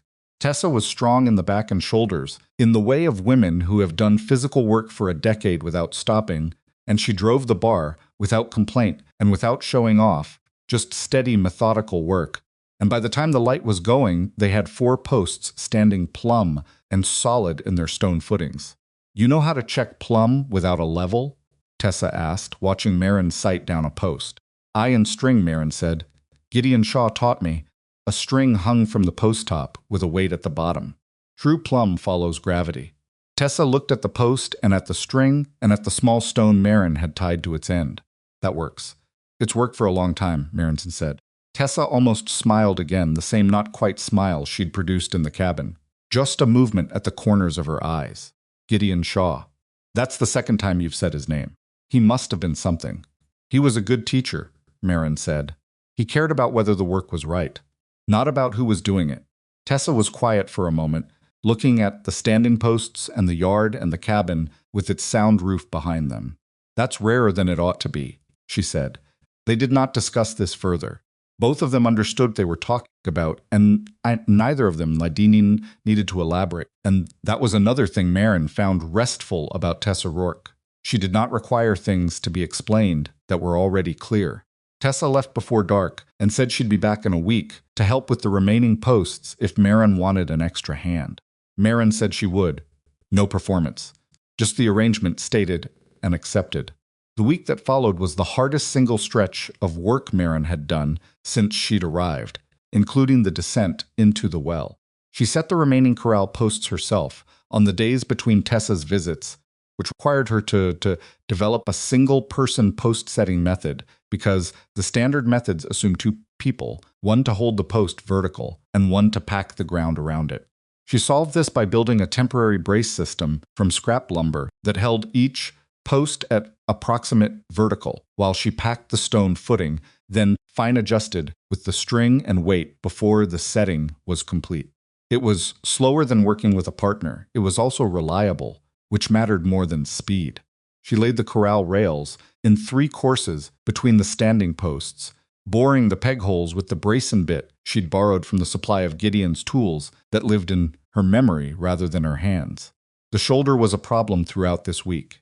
The grinding sensation had gotten worse rather than better, which she had known was a possibility and had prepared for by adjusting her work posture, keeping the bad arm lower, when possible, using the better arm for tasks that required overhead extension, which was not always possible but was possible, often enough to make a difference. She did not stop working. She could not afford to stop working, either practically or psychologically, because she had learned something about herself. In the first 10 days on this property, stopping for her was not rest. Stopping was the moment when everything she was holding back had room to arrive. The exhaustion. The fear she had been managing rather than feeling. The memory of Orson's face when he turned the page of the ledger. The sound of $7 hitting the dirt. The particular quality of a town that had decided she did not fit. She kept working. She planted the cold frames. 2 simple boxes against the south wall of the cabin, built from scrap lumber ends and covered with oilskin stretched on a frame. The oilskin was from the burlap and oilskin supply she'd brought for the window repair and had used only partially. She filled them with soil she hauled from the dark creek bed section in the northeast quarters. She had noticed from the first day that the creek bed soil was better, and she planted Tessa's seeds in rows and covered the frames at night and opened them on sunny days and watered them sparingly from the well. On the 11th day she saw green. Not much. Thin line of it along one row of the first cold frame, the kale coming up in the particular fragile way of early germination, a color more yellow-green than mature green, tentative, like something that had not entirely committed to existing yet. She crouched over it for a while. She had the same feeling she'd had looking at the finished roof, the one that lasted a minute and wasn't happiness exactly, but was adjacent to it, and then she went inside and made coffee and ate breakfast and came back out and kept working. The sheriff came on the 14th day. She was splitting corral rails from a length of timber she'd set up on sawhorses in the yard, not the lumber she'd bought. That was for specific applications, but a salvaged beam from the deeper part of the collapsed corral that turned out to be sounder than she'd expected when she'd gotten into the interior of the pile and found the pieces that weather and ground contact hadn't reached. She was working with the froe she'd found in the collapsed pile on the second day, a broad blade meant exactly for this purpose, for splitting wood along the grain rather than cutting across it, and the rhythm of the work was one of the few rhythms she had found in this place that was genuinely satisfying rather than merely necessary. She heard the horse on the track and stood up straight, the froe in her right hand, and waited. The man who rode in was lean and perhaps 45, wearing a coat with a star pinned to it in the matter-of-fact way of someone who had worn a badge long enough that it had stopped feeling like a statement. Pulled up at the edge of the yard and looked at the corral posts and the partially completed rail sections, and the cold frames against the south wall, and the new roof, and the smoke from the chimney, and he looked at all of this with the careful, undemonstrative attention of a man whose job required him to see things accurately. "Sheriff Holt," he said, "I do a circuit through the Valley properties." "Tessa Rourke mentioned you might come by," Marin said. "I'm Marin Whitlock. I filed on this parcel 2 weeks ago." He nodded. "I saw the filing when I was in town." He looked at the corral again. "You've been busy." "There was a lot to do," she said. He looked at her directly. Not the foundational look he had, she thought, probably trained that out of himself because his job required him to assess situations rather than people, and the habit of prejudging people was a liability in his line of work. He looked at her the way he'd looked at the property, carefully, without a conclusion already in place. "Any trouble out here?" he said. "No. Waitcroft came by to confirm the filing was legitimate. That's the only visitor I didn't expect." "Croft's all right," Holt said. "He's got opinions, but he backs them with work, which is more than you can say for some." He shifted in the saddle. "This property's been sitting empty a long time. People are going to notice it's not empty anymore." "They've started to," she said. "That's generally good," he said.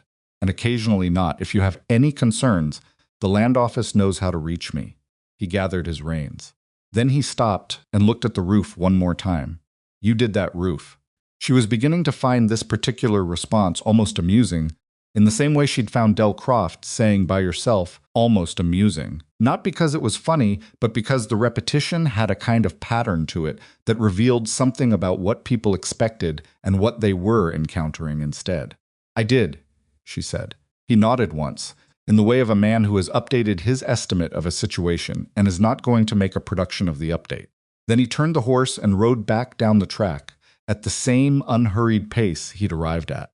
She watched him go. Then she picked up the fro and went back to splitting rails, and the rhythm of the work settled back around her, and the cold afternoon light moved across the yard, and, somewhere above her, the new shingles on the east section of the roof were holding against the sky.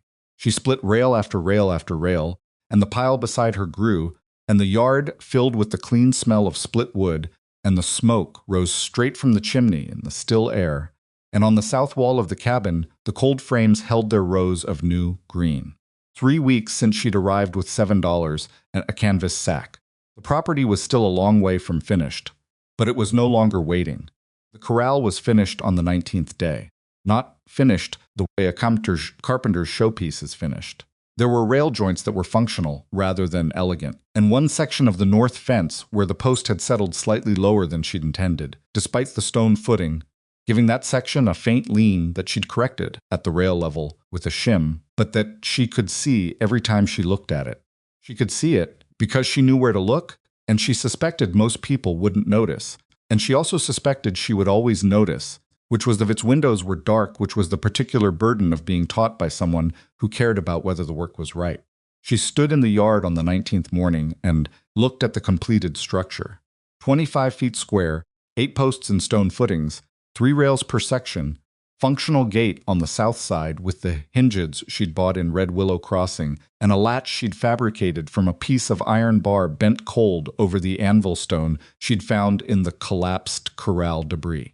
The chicken pen was attached on the south side, smaller, wire-topped, with a low door that she'd built to her own height, crouching to enter a chicken pen. Every morning was a design choice she'd seen at other people's properties, and had never understood when it was just as easy to build the door taller. The north post lean bothered her. It would bother her for as long as she looked at it. She went inside and made coffee and decided that the north post lean was the price of learning to set posts alone, and that she had paid it, and that the corral stood and would hold animals, and that this was what mattered. She did not entirely make peace with the lean, but she achieved a working relationship with it. That afternoon she went to see Tessa Rourke for the first time, rather than waiting for Tessa to come to her. The Rourke place 3 miles south was a different kind of property from the Calder. Place not better built, more set the way a place looks after a decade of continuous occupation by a person who knows what they're doing. The cabin was larger, with an addition built onto the west side that was clearly newer than the original structure. Corral was solid and well maintained. There was a proper garden bed along the south wall, dormant now in late November. But the soil was turned and mulched against the coming hard freeze in the way of someone who was already thinking about spring. Tessa came out of the barn. When she heard Marin's approach, she had borrowed Amos Cray's mule for the afternoon, which Amos had offered on his last supply run without being asked, simply noting that a mule was more useful than walking for a 3-mile round trip and that Steadfast needed the exercise anyway. Tessa looked at Marin on the mule and at the canvas sack she was carrying and said, "Corral's done." "Yesterday," Marin said. "I need 2 goats. I thought you might know who in the valley has good stock to sell, and I wanted to check your boundary markers on the east side while I was out." Tessa leaned on the barn door frame. "Come in and have coffee first. The markers can wait 20 minutes, and the goat question takes more than a doorway conversation." Inside the Rourke cabin, which was warm and smelled of dried herbs hanging from the rafters and something savory that had been on the stove recently, Marin sat at a proper table, a real one, not a split log on short lumber legs, and accepted the coffee Tessa poured and looked around at 11 years of accumulated living. A shelf of books along the east wall. Tools hung in organized rows near the door.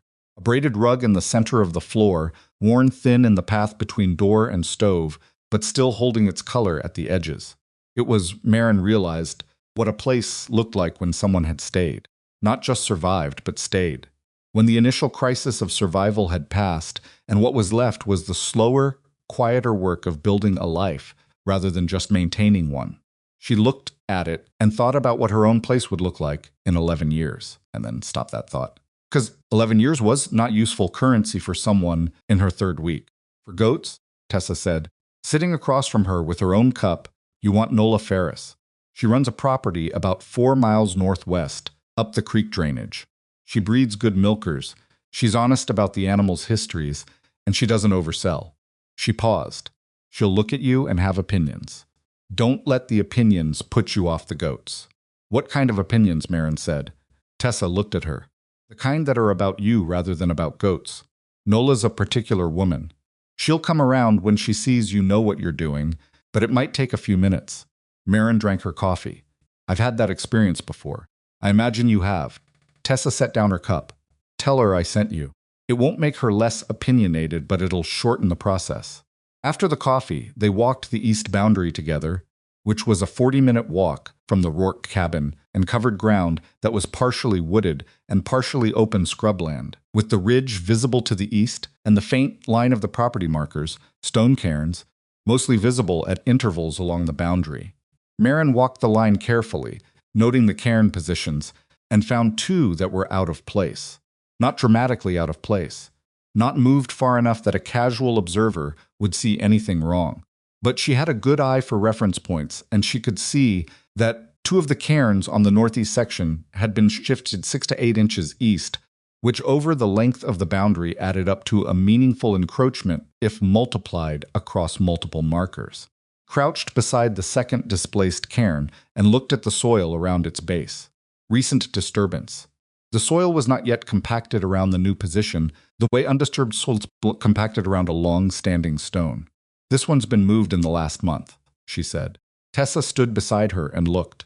"He does it in fall when the ground's soft enough to reset them without leaving obvious marks."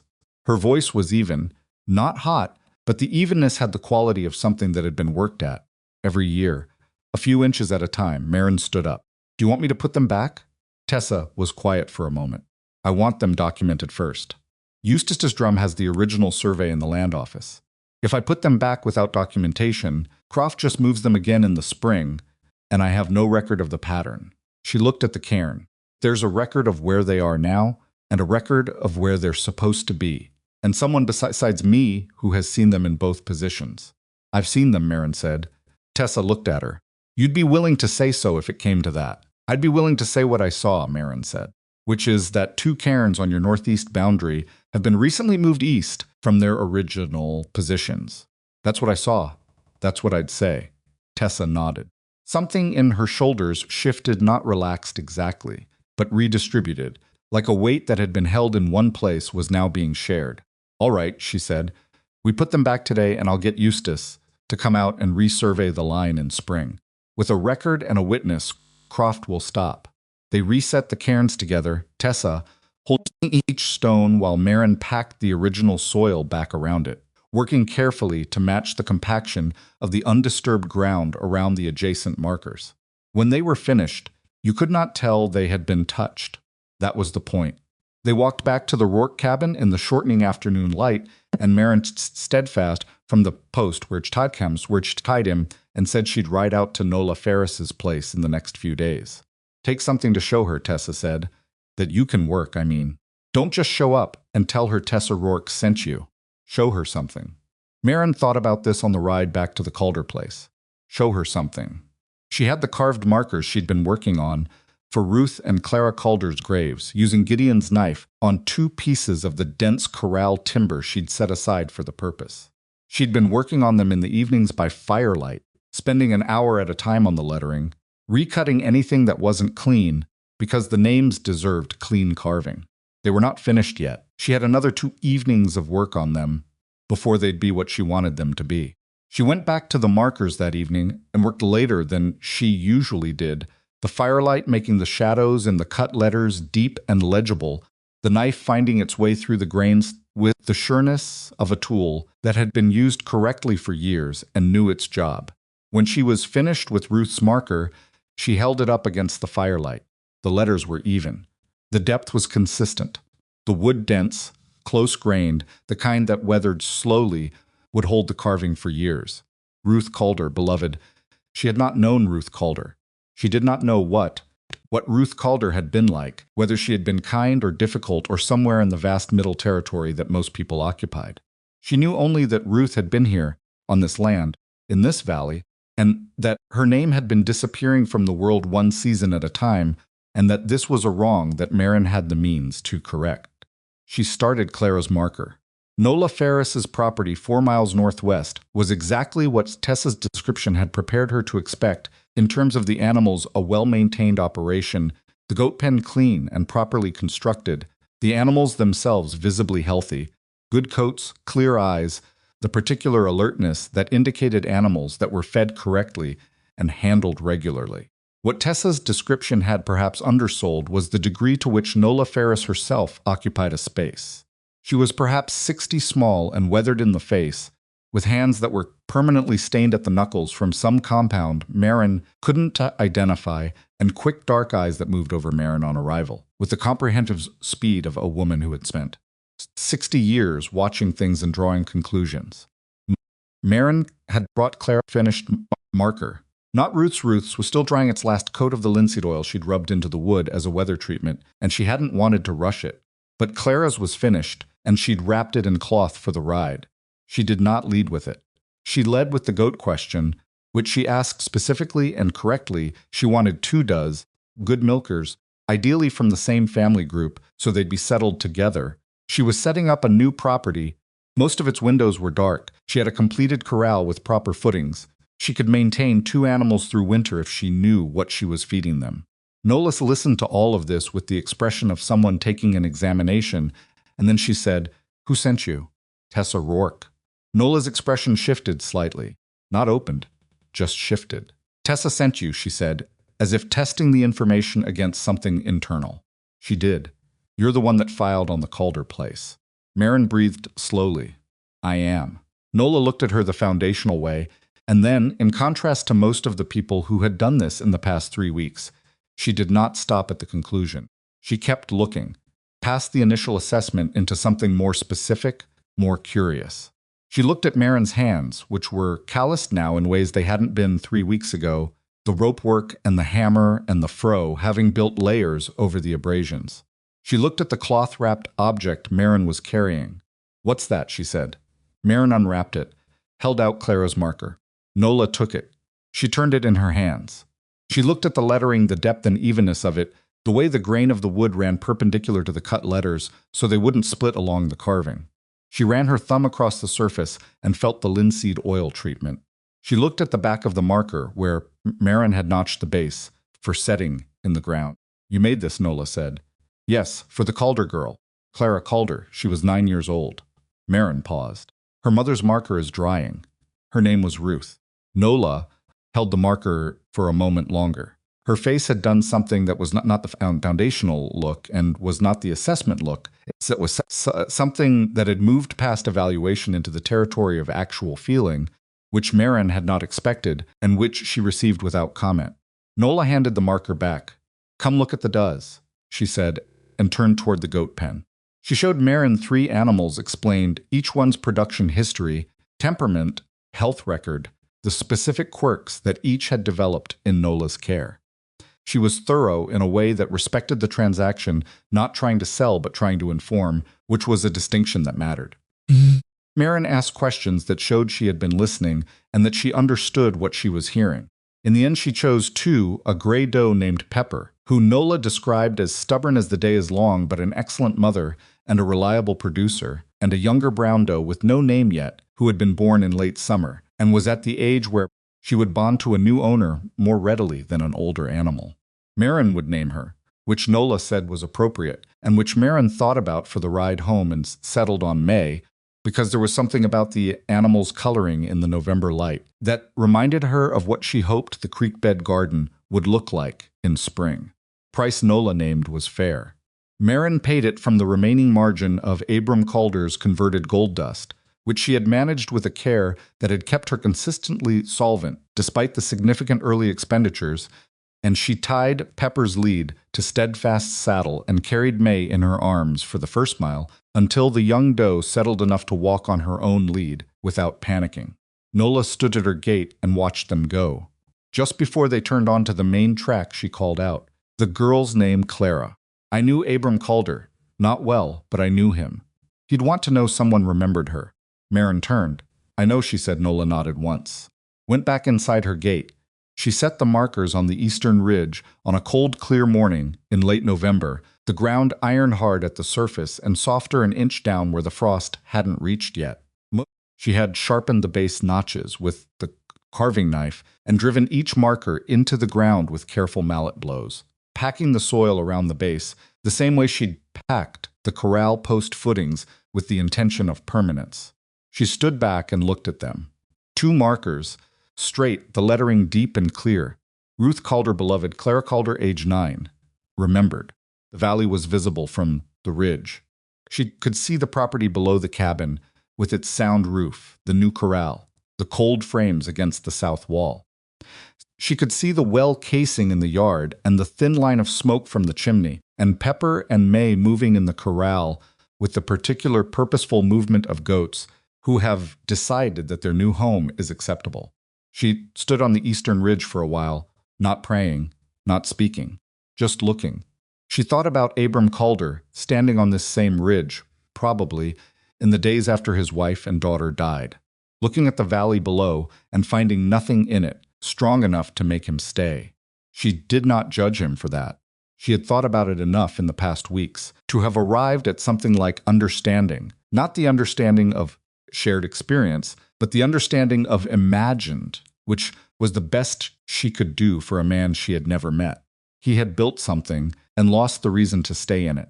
She had arrived at something and was building the reasons from the ground up. Most of its windows were dark. Those were different kinds of people in different kinds of circumstances, and neither was superior to the other. They were just the circumstances of 2 lives intersecting across time on 40 acres of rocky frontier soil. She had something of his in her breast pocket, the carved wooden bird. She had carried it every day since she'd found it, and she took it out now and held it in her palm on the ridge and looked at it. Clara had been 9 years old. Someone had made this bird for her, or she had made it herself. Marin had thought about this often and could not determine which was more likely, and it had been important enough to be wrapped in oilskin and placed at the bottom of a well rather than left in the open air to deteriorate.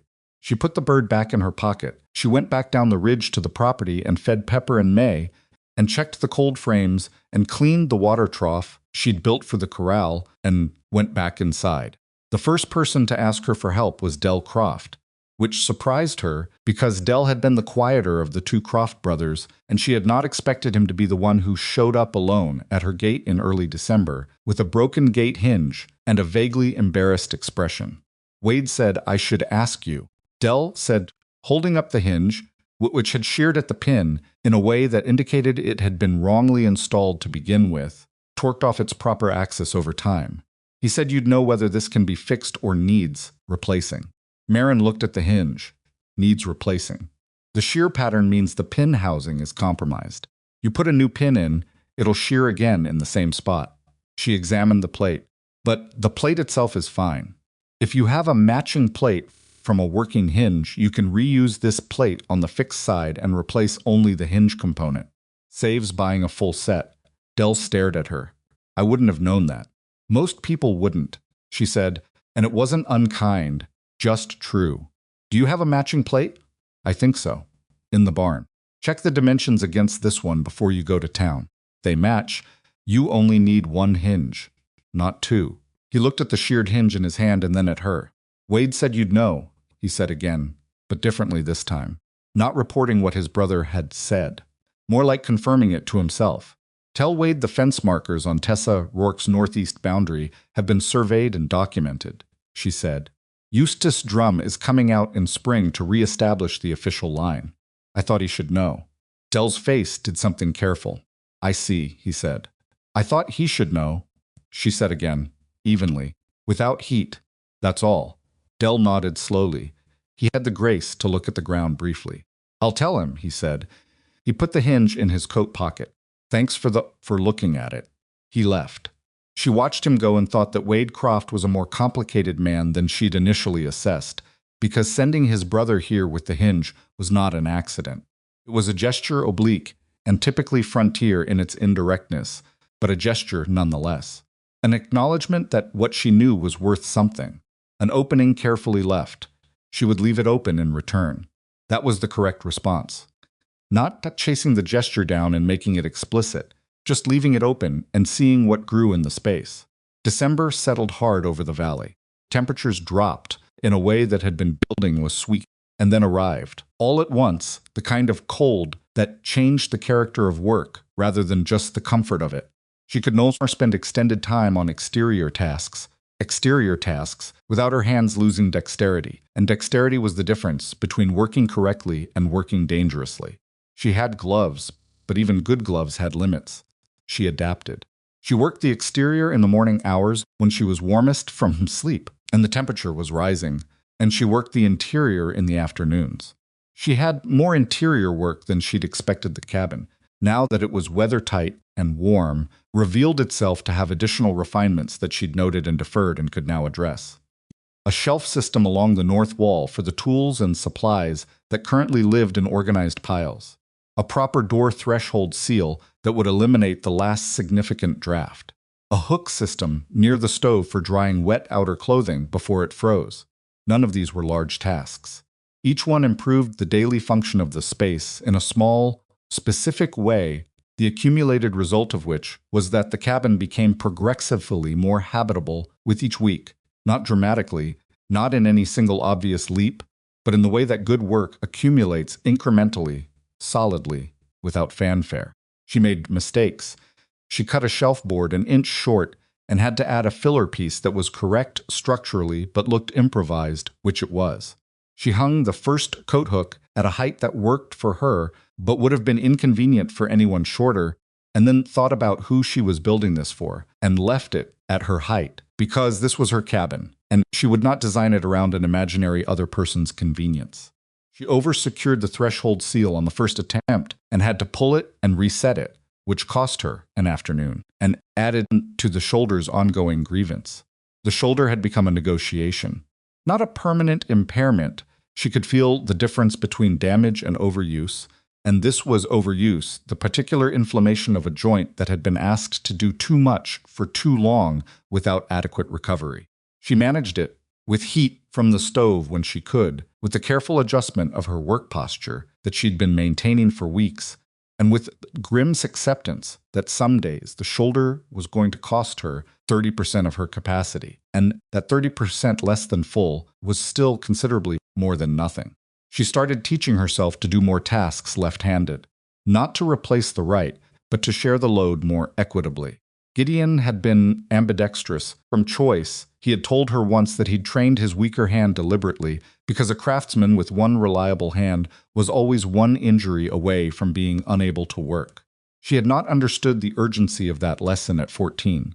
She understood it now at 18 with a grinding right shoulder in a December cold snap. The goats required daily attention that was not difficult but was non-negotiable.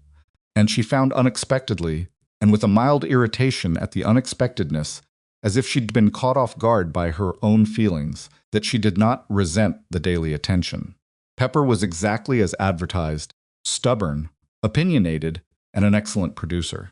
She had taken approximately 4 days to decide that Marin was acceptable, and approximately 6 days to decide that Marin was hers, after which she expressed displeasure at any morning visit that was more than 10 minutes late with a persistence that was genuinely impressive.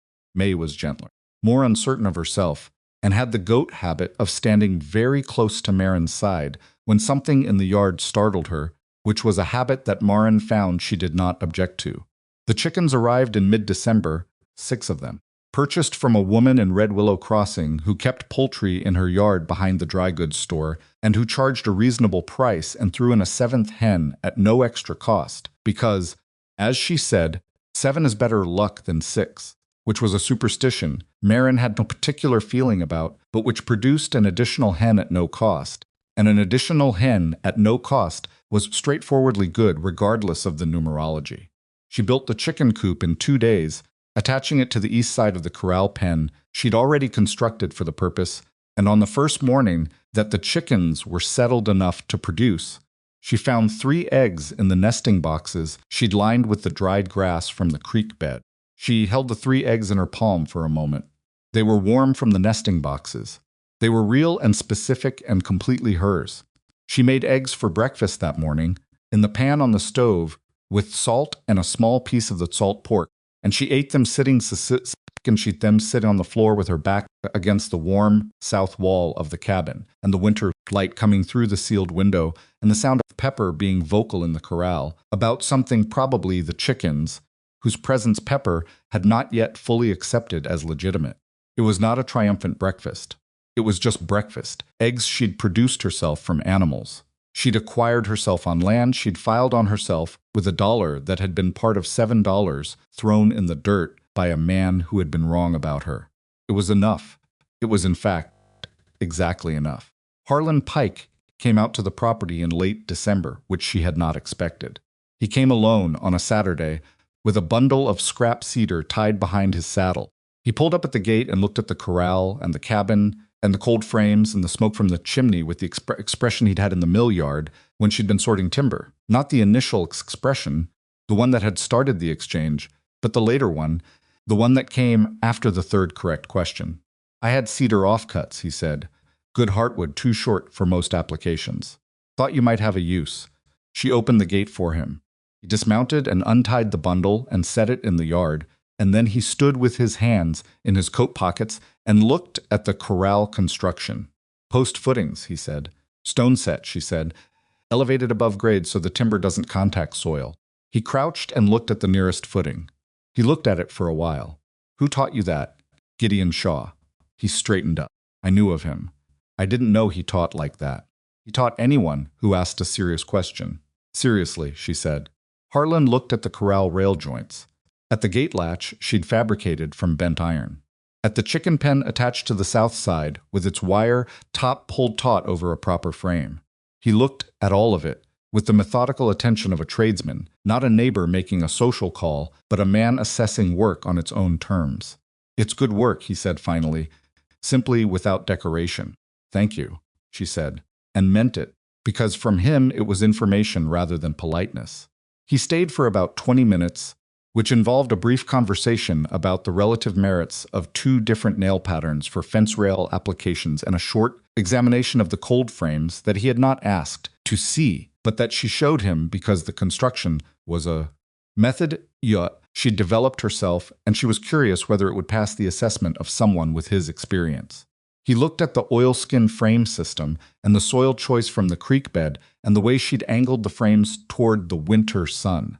"That'll work through January if the frames stay sealed," he said. "That's what I found," she said. He nodded. He picked up his reins. "I save cedar offcuts. I'll bring them when I'm out this direction." He paused. "Which is occasionally.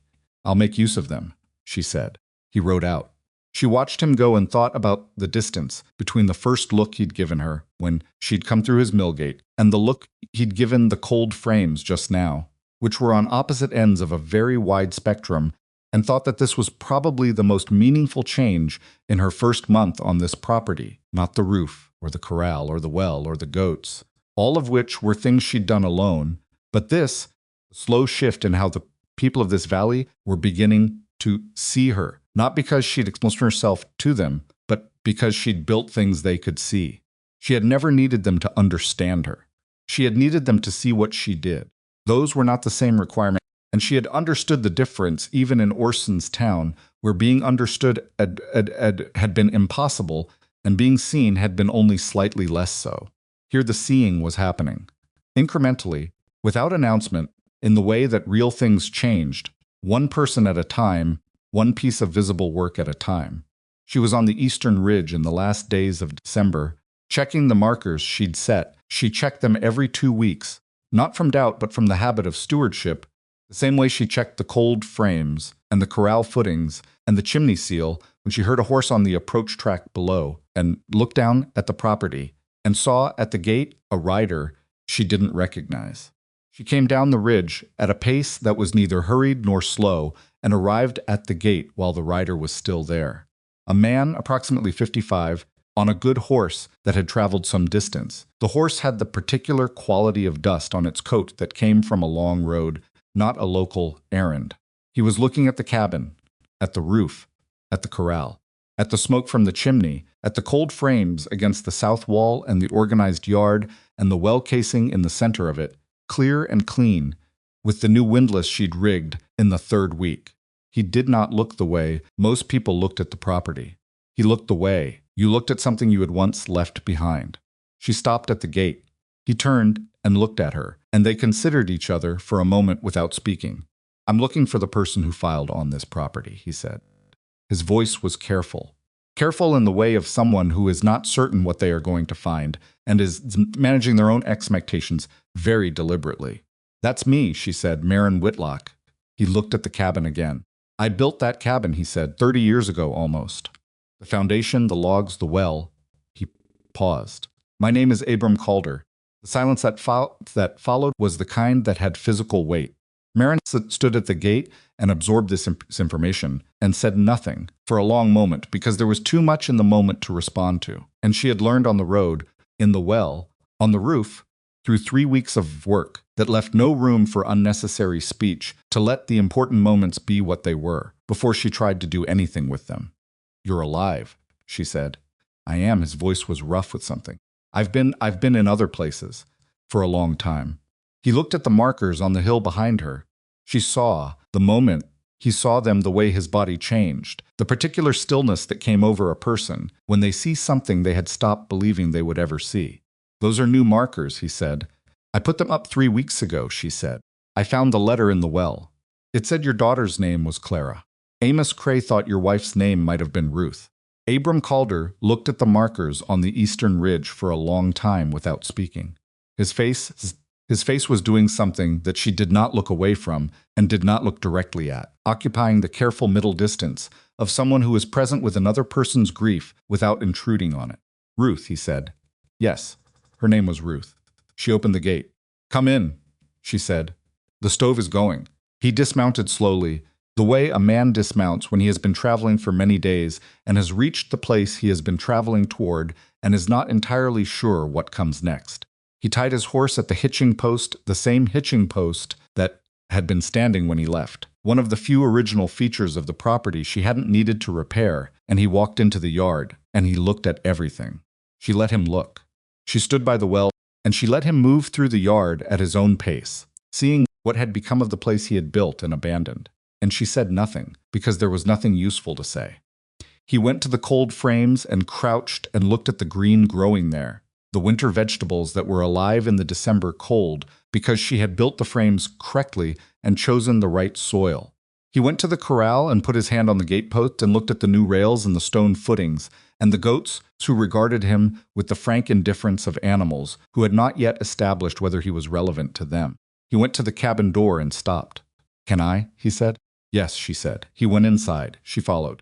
He stood in the center of the repaired floor and looked at the stove with its sound pipe joint and the sealed window with the afternoon light coming through it, and the tools hung along the west wall and the shelf she'd built, and the 2 chairs at the table and the peg near the door where her coat hung with the canvas sack below it. He put his hand on the log wall, just rested it there, flat against the timber he'd cut and fitted 30 years ago. I shouldn't have left them, he said. It was not a confession.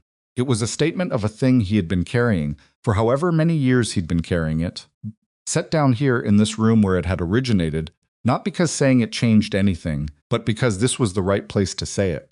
The only place. The place where it was true in a way it wasn't quite true anywhere else. You built something worth coming back to, she said. Not comfort, just the fact of it. He looked at the window, at the light. I did come back, he said quietly. Finally, she put the coffee on the stove. She got out the 2 cups. She had the tin cup she'd arrived with and a second cup she'd bought at the dry goods store in Red Willow Crossing on her 3rd trip to town, purchased on the reasonable principle that a cabin should have more than 1 cup in it. She poured for both of them, and they sat at the table. The man who had built this place and the girl who had rebuilt it, and they drank the coffee in the winter light while the stove ticked and the goats moved in the corral outside, and the chickens made their low, complicated sounds. She reached into her coat pocket and set the wooden bird on the table, between them. He looked at it for a long time. His hand moved toward it and stopped, and then moved again, and he picked it up and held it, the way you hold something that is both very small and very large at the same time. She made it, he said. Clara, she was teaching herself to carve. She was 9 years old, and she'd been practicing on scraps for a month, and she made this, and he stopped, started again. She was so proud of it. Marin said nothing. I put it in the well because I couldn't carry it, and I couldn't leave it in the open air. He set it down on the table. I didn't think anyone would ever find it. I found it, she said. I know. He looked at her. The gold dust was for whoever found it. I meant that. I meant for whoever came here to use it for the land. He looked at the window, at the repaired floor, at the sound roof visible through the glass. I didn't imagine, I suppose I imagined something different. What did you imagine? He thought about this. A family, maybe. A man with sons who could do the heavy work. He looked at her with the same directness he'd had since he arrived. The directness of a man who had been alone long enough to have stopped filtering things for social comfort. Not an 18-year-old girl who rebuilt the roof herself. 19, she said. As of 2 weeks ago, he looked at her. Then he did something she had not expected from the man who had arrived at her gate. With that careful, managed expression, he laughed. It was a short sound, rough from long disuse, but genuine. 19, he said. Forgive me. There's nothing to forgive, she said, and meant it. They stayed at the table until the light shifted and the afternoon began to move toward evening. And Abram told her things about the property that she had not known where the original spring had run before it changed course. In a wet year decades ago, what the northeast quarter's soil had produced in good seasons, the way the ridge caught the early morning sun in summer and reflected it back into the valley below it in a way that extended the growing season by 2 or 3 weeks if you planted with it in mind. He told her these things as a man tells things he has been holding on to for a long time, carefully, wanting to be accurate, wanting the information to go somewhere useful. She listened the way she had listened to Gideon Shaw, not passively, but fully, storing what mattered and asking about what wasn't clear. Before he left, she said, "Where will you go?" He was quiet for a moment. "I don't know yet," he said. "I came here first. I needed to come here first." He looked at the bird still on the table. "May I? It's yours," she said. It was always yours. He picked it up and put it in his coat pocket, and she watched it disappear and felt the absence of its weight against her sternum for the first time since she'd carried it up out of the well. Not loss, just the recognition of an absence, which is different. He mounted his horse at the hitching post. He looked at the property one final time, the cabin, the corral, the cold frames, the well with its new windlass, the markers on the eastern ridge that she could see from here against the gray December sky. Whitlock, he said, her name. Not a question, not a farewell. Just the name, said the way you say the name of a place.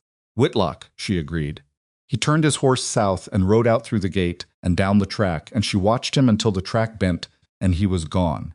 And then she stood in the yard, alone in the December cold, with the smoke rising straight from the chimney, and Pepper watching her from the corral with the focused attention of an animal who felt that the extended standing in the cold yard was probably not productive, and that supper was overdue. "I know," she said to Pepper. Pepper made her feelings about the situation known. Most of its windows were dark. Marin went and fed the goats and the chickens and checked the cold frames and latched the corral gate for the night, and went inside and built up the stove and made supper and ate it at the table where Abram Calderm's coffee cup was still sitting, which she washed and put on the shelf beside her tin cup. 2 cups, both of them used now. That night she sat by the stove with Gideon Shaw's carving knife in her hand, and she thought about what the year had been and what the year had cost and what the year had returned. She had arrived with $7 and spent 1 of them on this place.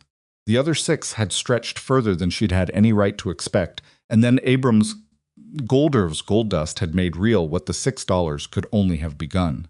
She had built a roof and repaired a floor and sealed a window and set a corrals and planted a garden and acquired 2 goats and 7 chickens and made allies of Tessa Rourke and Amos Cray and, eventually, in his own way, Harlan Pike, and had established something with the Croft brothers that was not friendship but was the beginning of a functional adjacency that might develop into something more over time.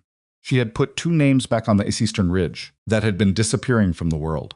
She had not become a different person. She was still the same large, heavy young woman who had stood in the dirt outside Orson's store with 7 crumpled dollars and a canvas sack.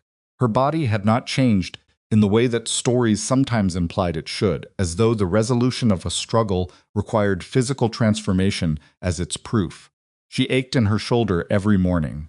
She got cold in ways that thin people did not seem to get cold. There were jobs she had to engineer differently than she might have engineered them otherwise, and she had gotten better at the engineering, and she would continue to get better. And she had stopped experiencing this as a deficit and was coming to experience it simply as her method. Her method worked. That was the only evaluation that mattered. She thought about Orson turning the page of his ledger, the sound of it, the absolute completeness of his dismissal. She had expected, somewhere in the early weeks here, to feel something dramatic about that memory rage, maybe, or a satisfying sense of vindication. What she felt instead, sitting by the stove on a December night with the sound of the goats settling in the corral and the winter outside held at bay, by the roof she'd repaired and the window she'd sealed and the stovepipe she'd fixed, was something much simpler. Distance. The memory was still there, accurate and complete, but it had the quality now of something observed from a long way off. It had not gotten smaller. She had gotten further from it. She put the carving knife down on the table beside the lamp. She thought about Gideon Shaw, who had put the knife in her hand and told her a good tool stayed useful longer than most people expected. She thought about Abram Calder, who built since were dark, who had built something and lost the reason to stay, and had buried the means for someone else's beginning at the bottom of a well, and ridden away, and carried that leaving for however many years until he finally came back. She thought about Tessa Rourke, who had been given $60 and a horse, and had not been gone in a season. She thought about Maz, who had driven his mule without comment, and offered his observation about the well as a gift, with no ceremony. She thought about Nola Ferris, who had held Clarko's marker and gone quiet. Noah, Wark. She thought about all the people who had looked at her and assembled a conclusion before she'd done anything to deserve one, and she thought about the fact that the conclusions had not been correct and that the incorrectness had not required her to argue. It had only required her to continue. This was the thing she had learned that she had not expected to learn. She had expected to learn how to rebuild a roof and clear a well and set post footings and raise animals and plant cold frames and carve wood and negotiate with difficult people and manage a shoulder that ground in December cold. She had learned all of those things. What she had not expected was to learn that the only effective answer to being underestimated was not to prove the estimator wrong. It was to stop making the estimator's estimation the reference point for your own work. When you stopped performing for the people who doubted you and started simply doing the work because the work was worth doing, 2 things happened. The work got better and the doubt became irrelevant. Orson's opinion of her was not irrelevant because she had proved him wrong. It was irrelevant because she had stopped consulting it. She looked around the cabin, at the shelf she'd built, and the window she'd sealed, and the floor she'd repaired, and the tools hung correctly along the west wall, and the 2 cups on the shelf. At the smoke-darkened ceiling above the stove, which was the same ceiling Abram Calder had looked at 30 years ago, unchanged, and which she would probably look at for many years to come. She was 19 years old. She was still in the beginning of things, which was both true and easy to forget in the accumulated weight of one very long year. She got up. She went to the window and looked out at the yard, the corral, the well, the cold frames, the dark ridge beyond where Ruth and Clara Calder had their names back. The smoke rose straight from the chimney into the still December air. She had made that smoke. She had built that chimney seal and filled that stove and split that wood, and everything about the warmth in this cabin on this night was the direct result of her own hands on her own land. She thought, this is mine, not as a declaration, not as something she needed to say to anyone, just as a fact sitting clean and solid in the center of her, the way a well-driven nail sits in sound wood. This was hers, the property that nobody had wanted, the well that everyone had believed was dry. The 40 acres of rocky soil on the far side of 6 miles of bad road from a town that was learning slowly, one person at a time, one piece of visible work at a time to see her clearly. Whitlock Homestead. The name had started with Eustace Drum, who had written it on the filing paper and had spread the way names spread in small valleys, through the Amos Crays and the Tessa Rarks and the Harlan Pikes of the world, until it had become the thing that the property was called. Not the Calder place. Not the abandoned place. Not the place where that heavy young woman is trying to do something. Whitlock Homestead. She had not asked for the name. She had not needed to. She had only needed to stay and build and do the work and let the work be seen. She went back to the stove, put 2 more pieces of wood in, checked that the damper was set correctly for overnight burn, a habit now, automatic, the body's knowledge, rather than the mind's. She lay down on the floor. She still slept on the floor, by preference now rather than necessity. The boards she'd laid herself solid, and even under the blanket she'd brought from Orson's town, and which she still had, because even thin blankets were blankets, and blankets were not wasted, and she pulled it over herself and closed her eyes. Outside, the December cold held the valley. The stars, when the cloud cover broke, were the particular stars of high clear winter, sharp and numerous and very far away. Inside, the stove ticked. The goats were settled. The smoke rose straight into the cold sky from the chimney of the Whitlock homestead, and it was visible from a long way off, and anyone riding through the valley in the dark could see it and know that someone was here, that this place was inhabited, that the abandoned property had become something that would take considerable force to abandon again. Marin Whitlock, 19 years old, fell asleep in the warmth of a fire she had built in a stove. She had repaired in a cabin she had put back together, with the knowledge a good man had given her and the money a broken man had left behind for whoever was stubborn or desperate enough to find it. She had been both, and she had stayed.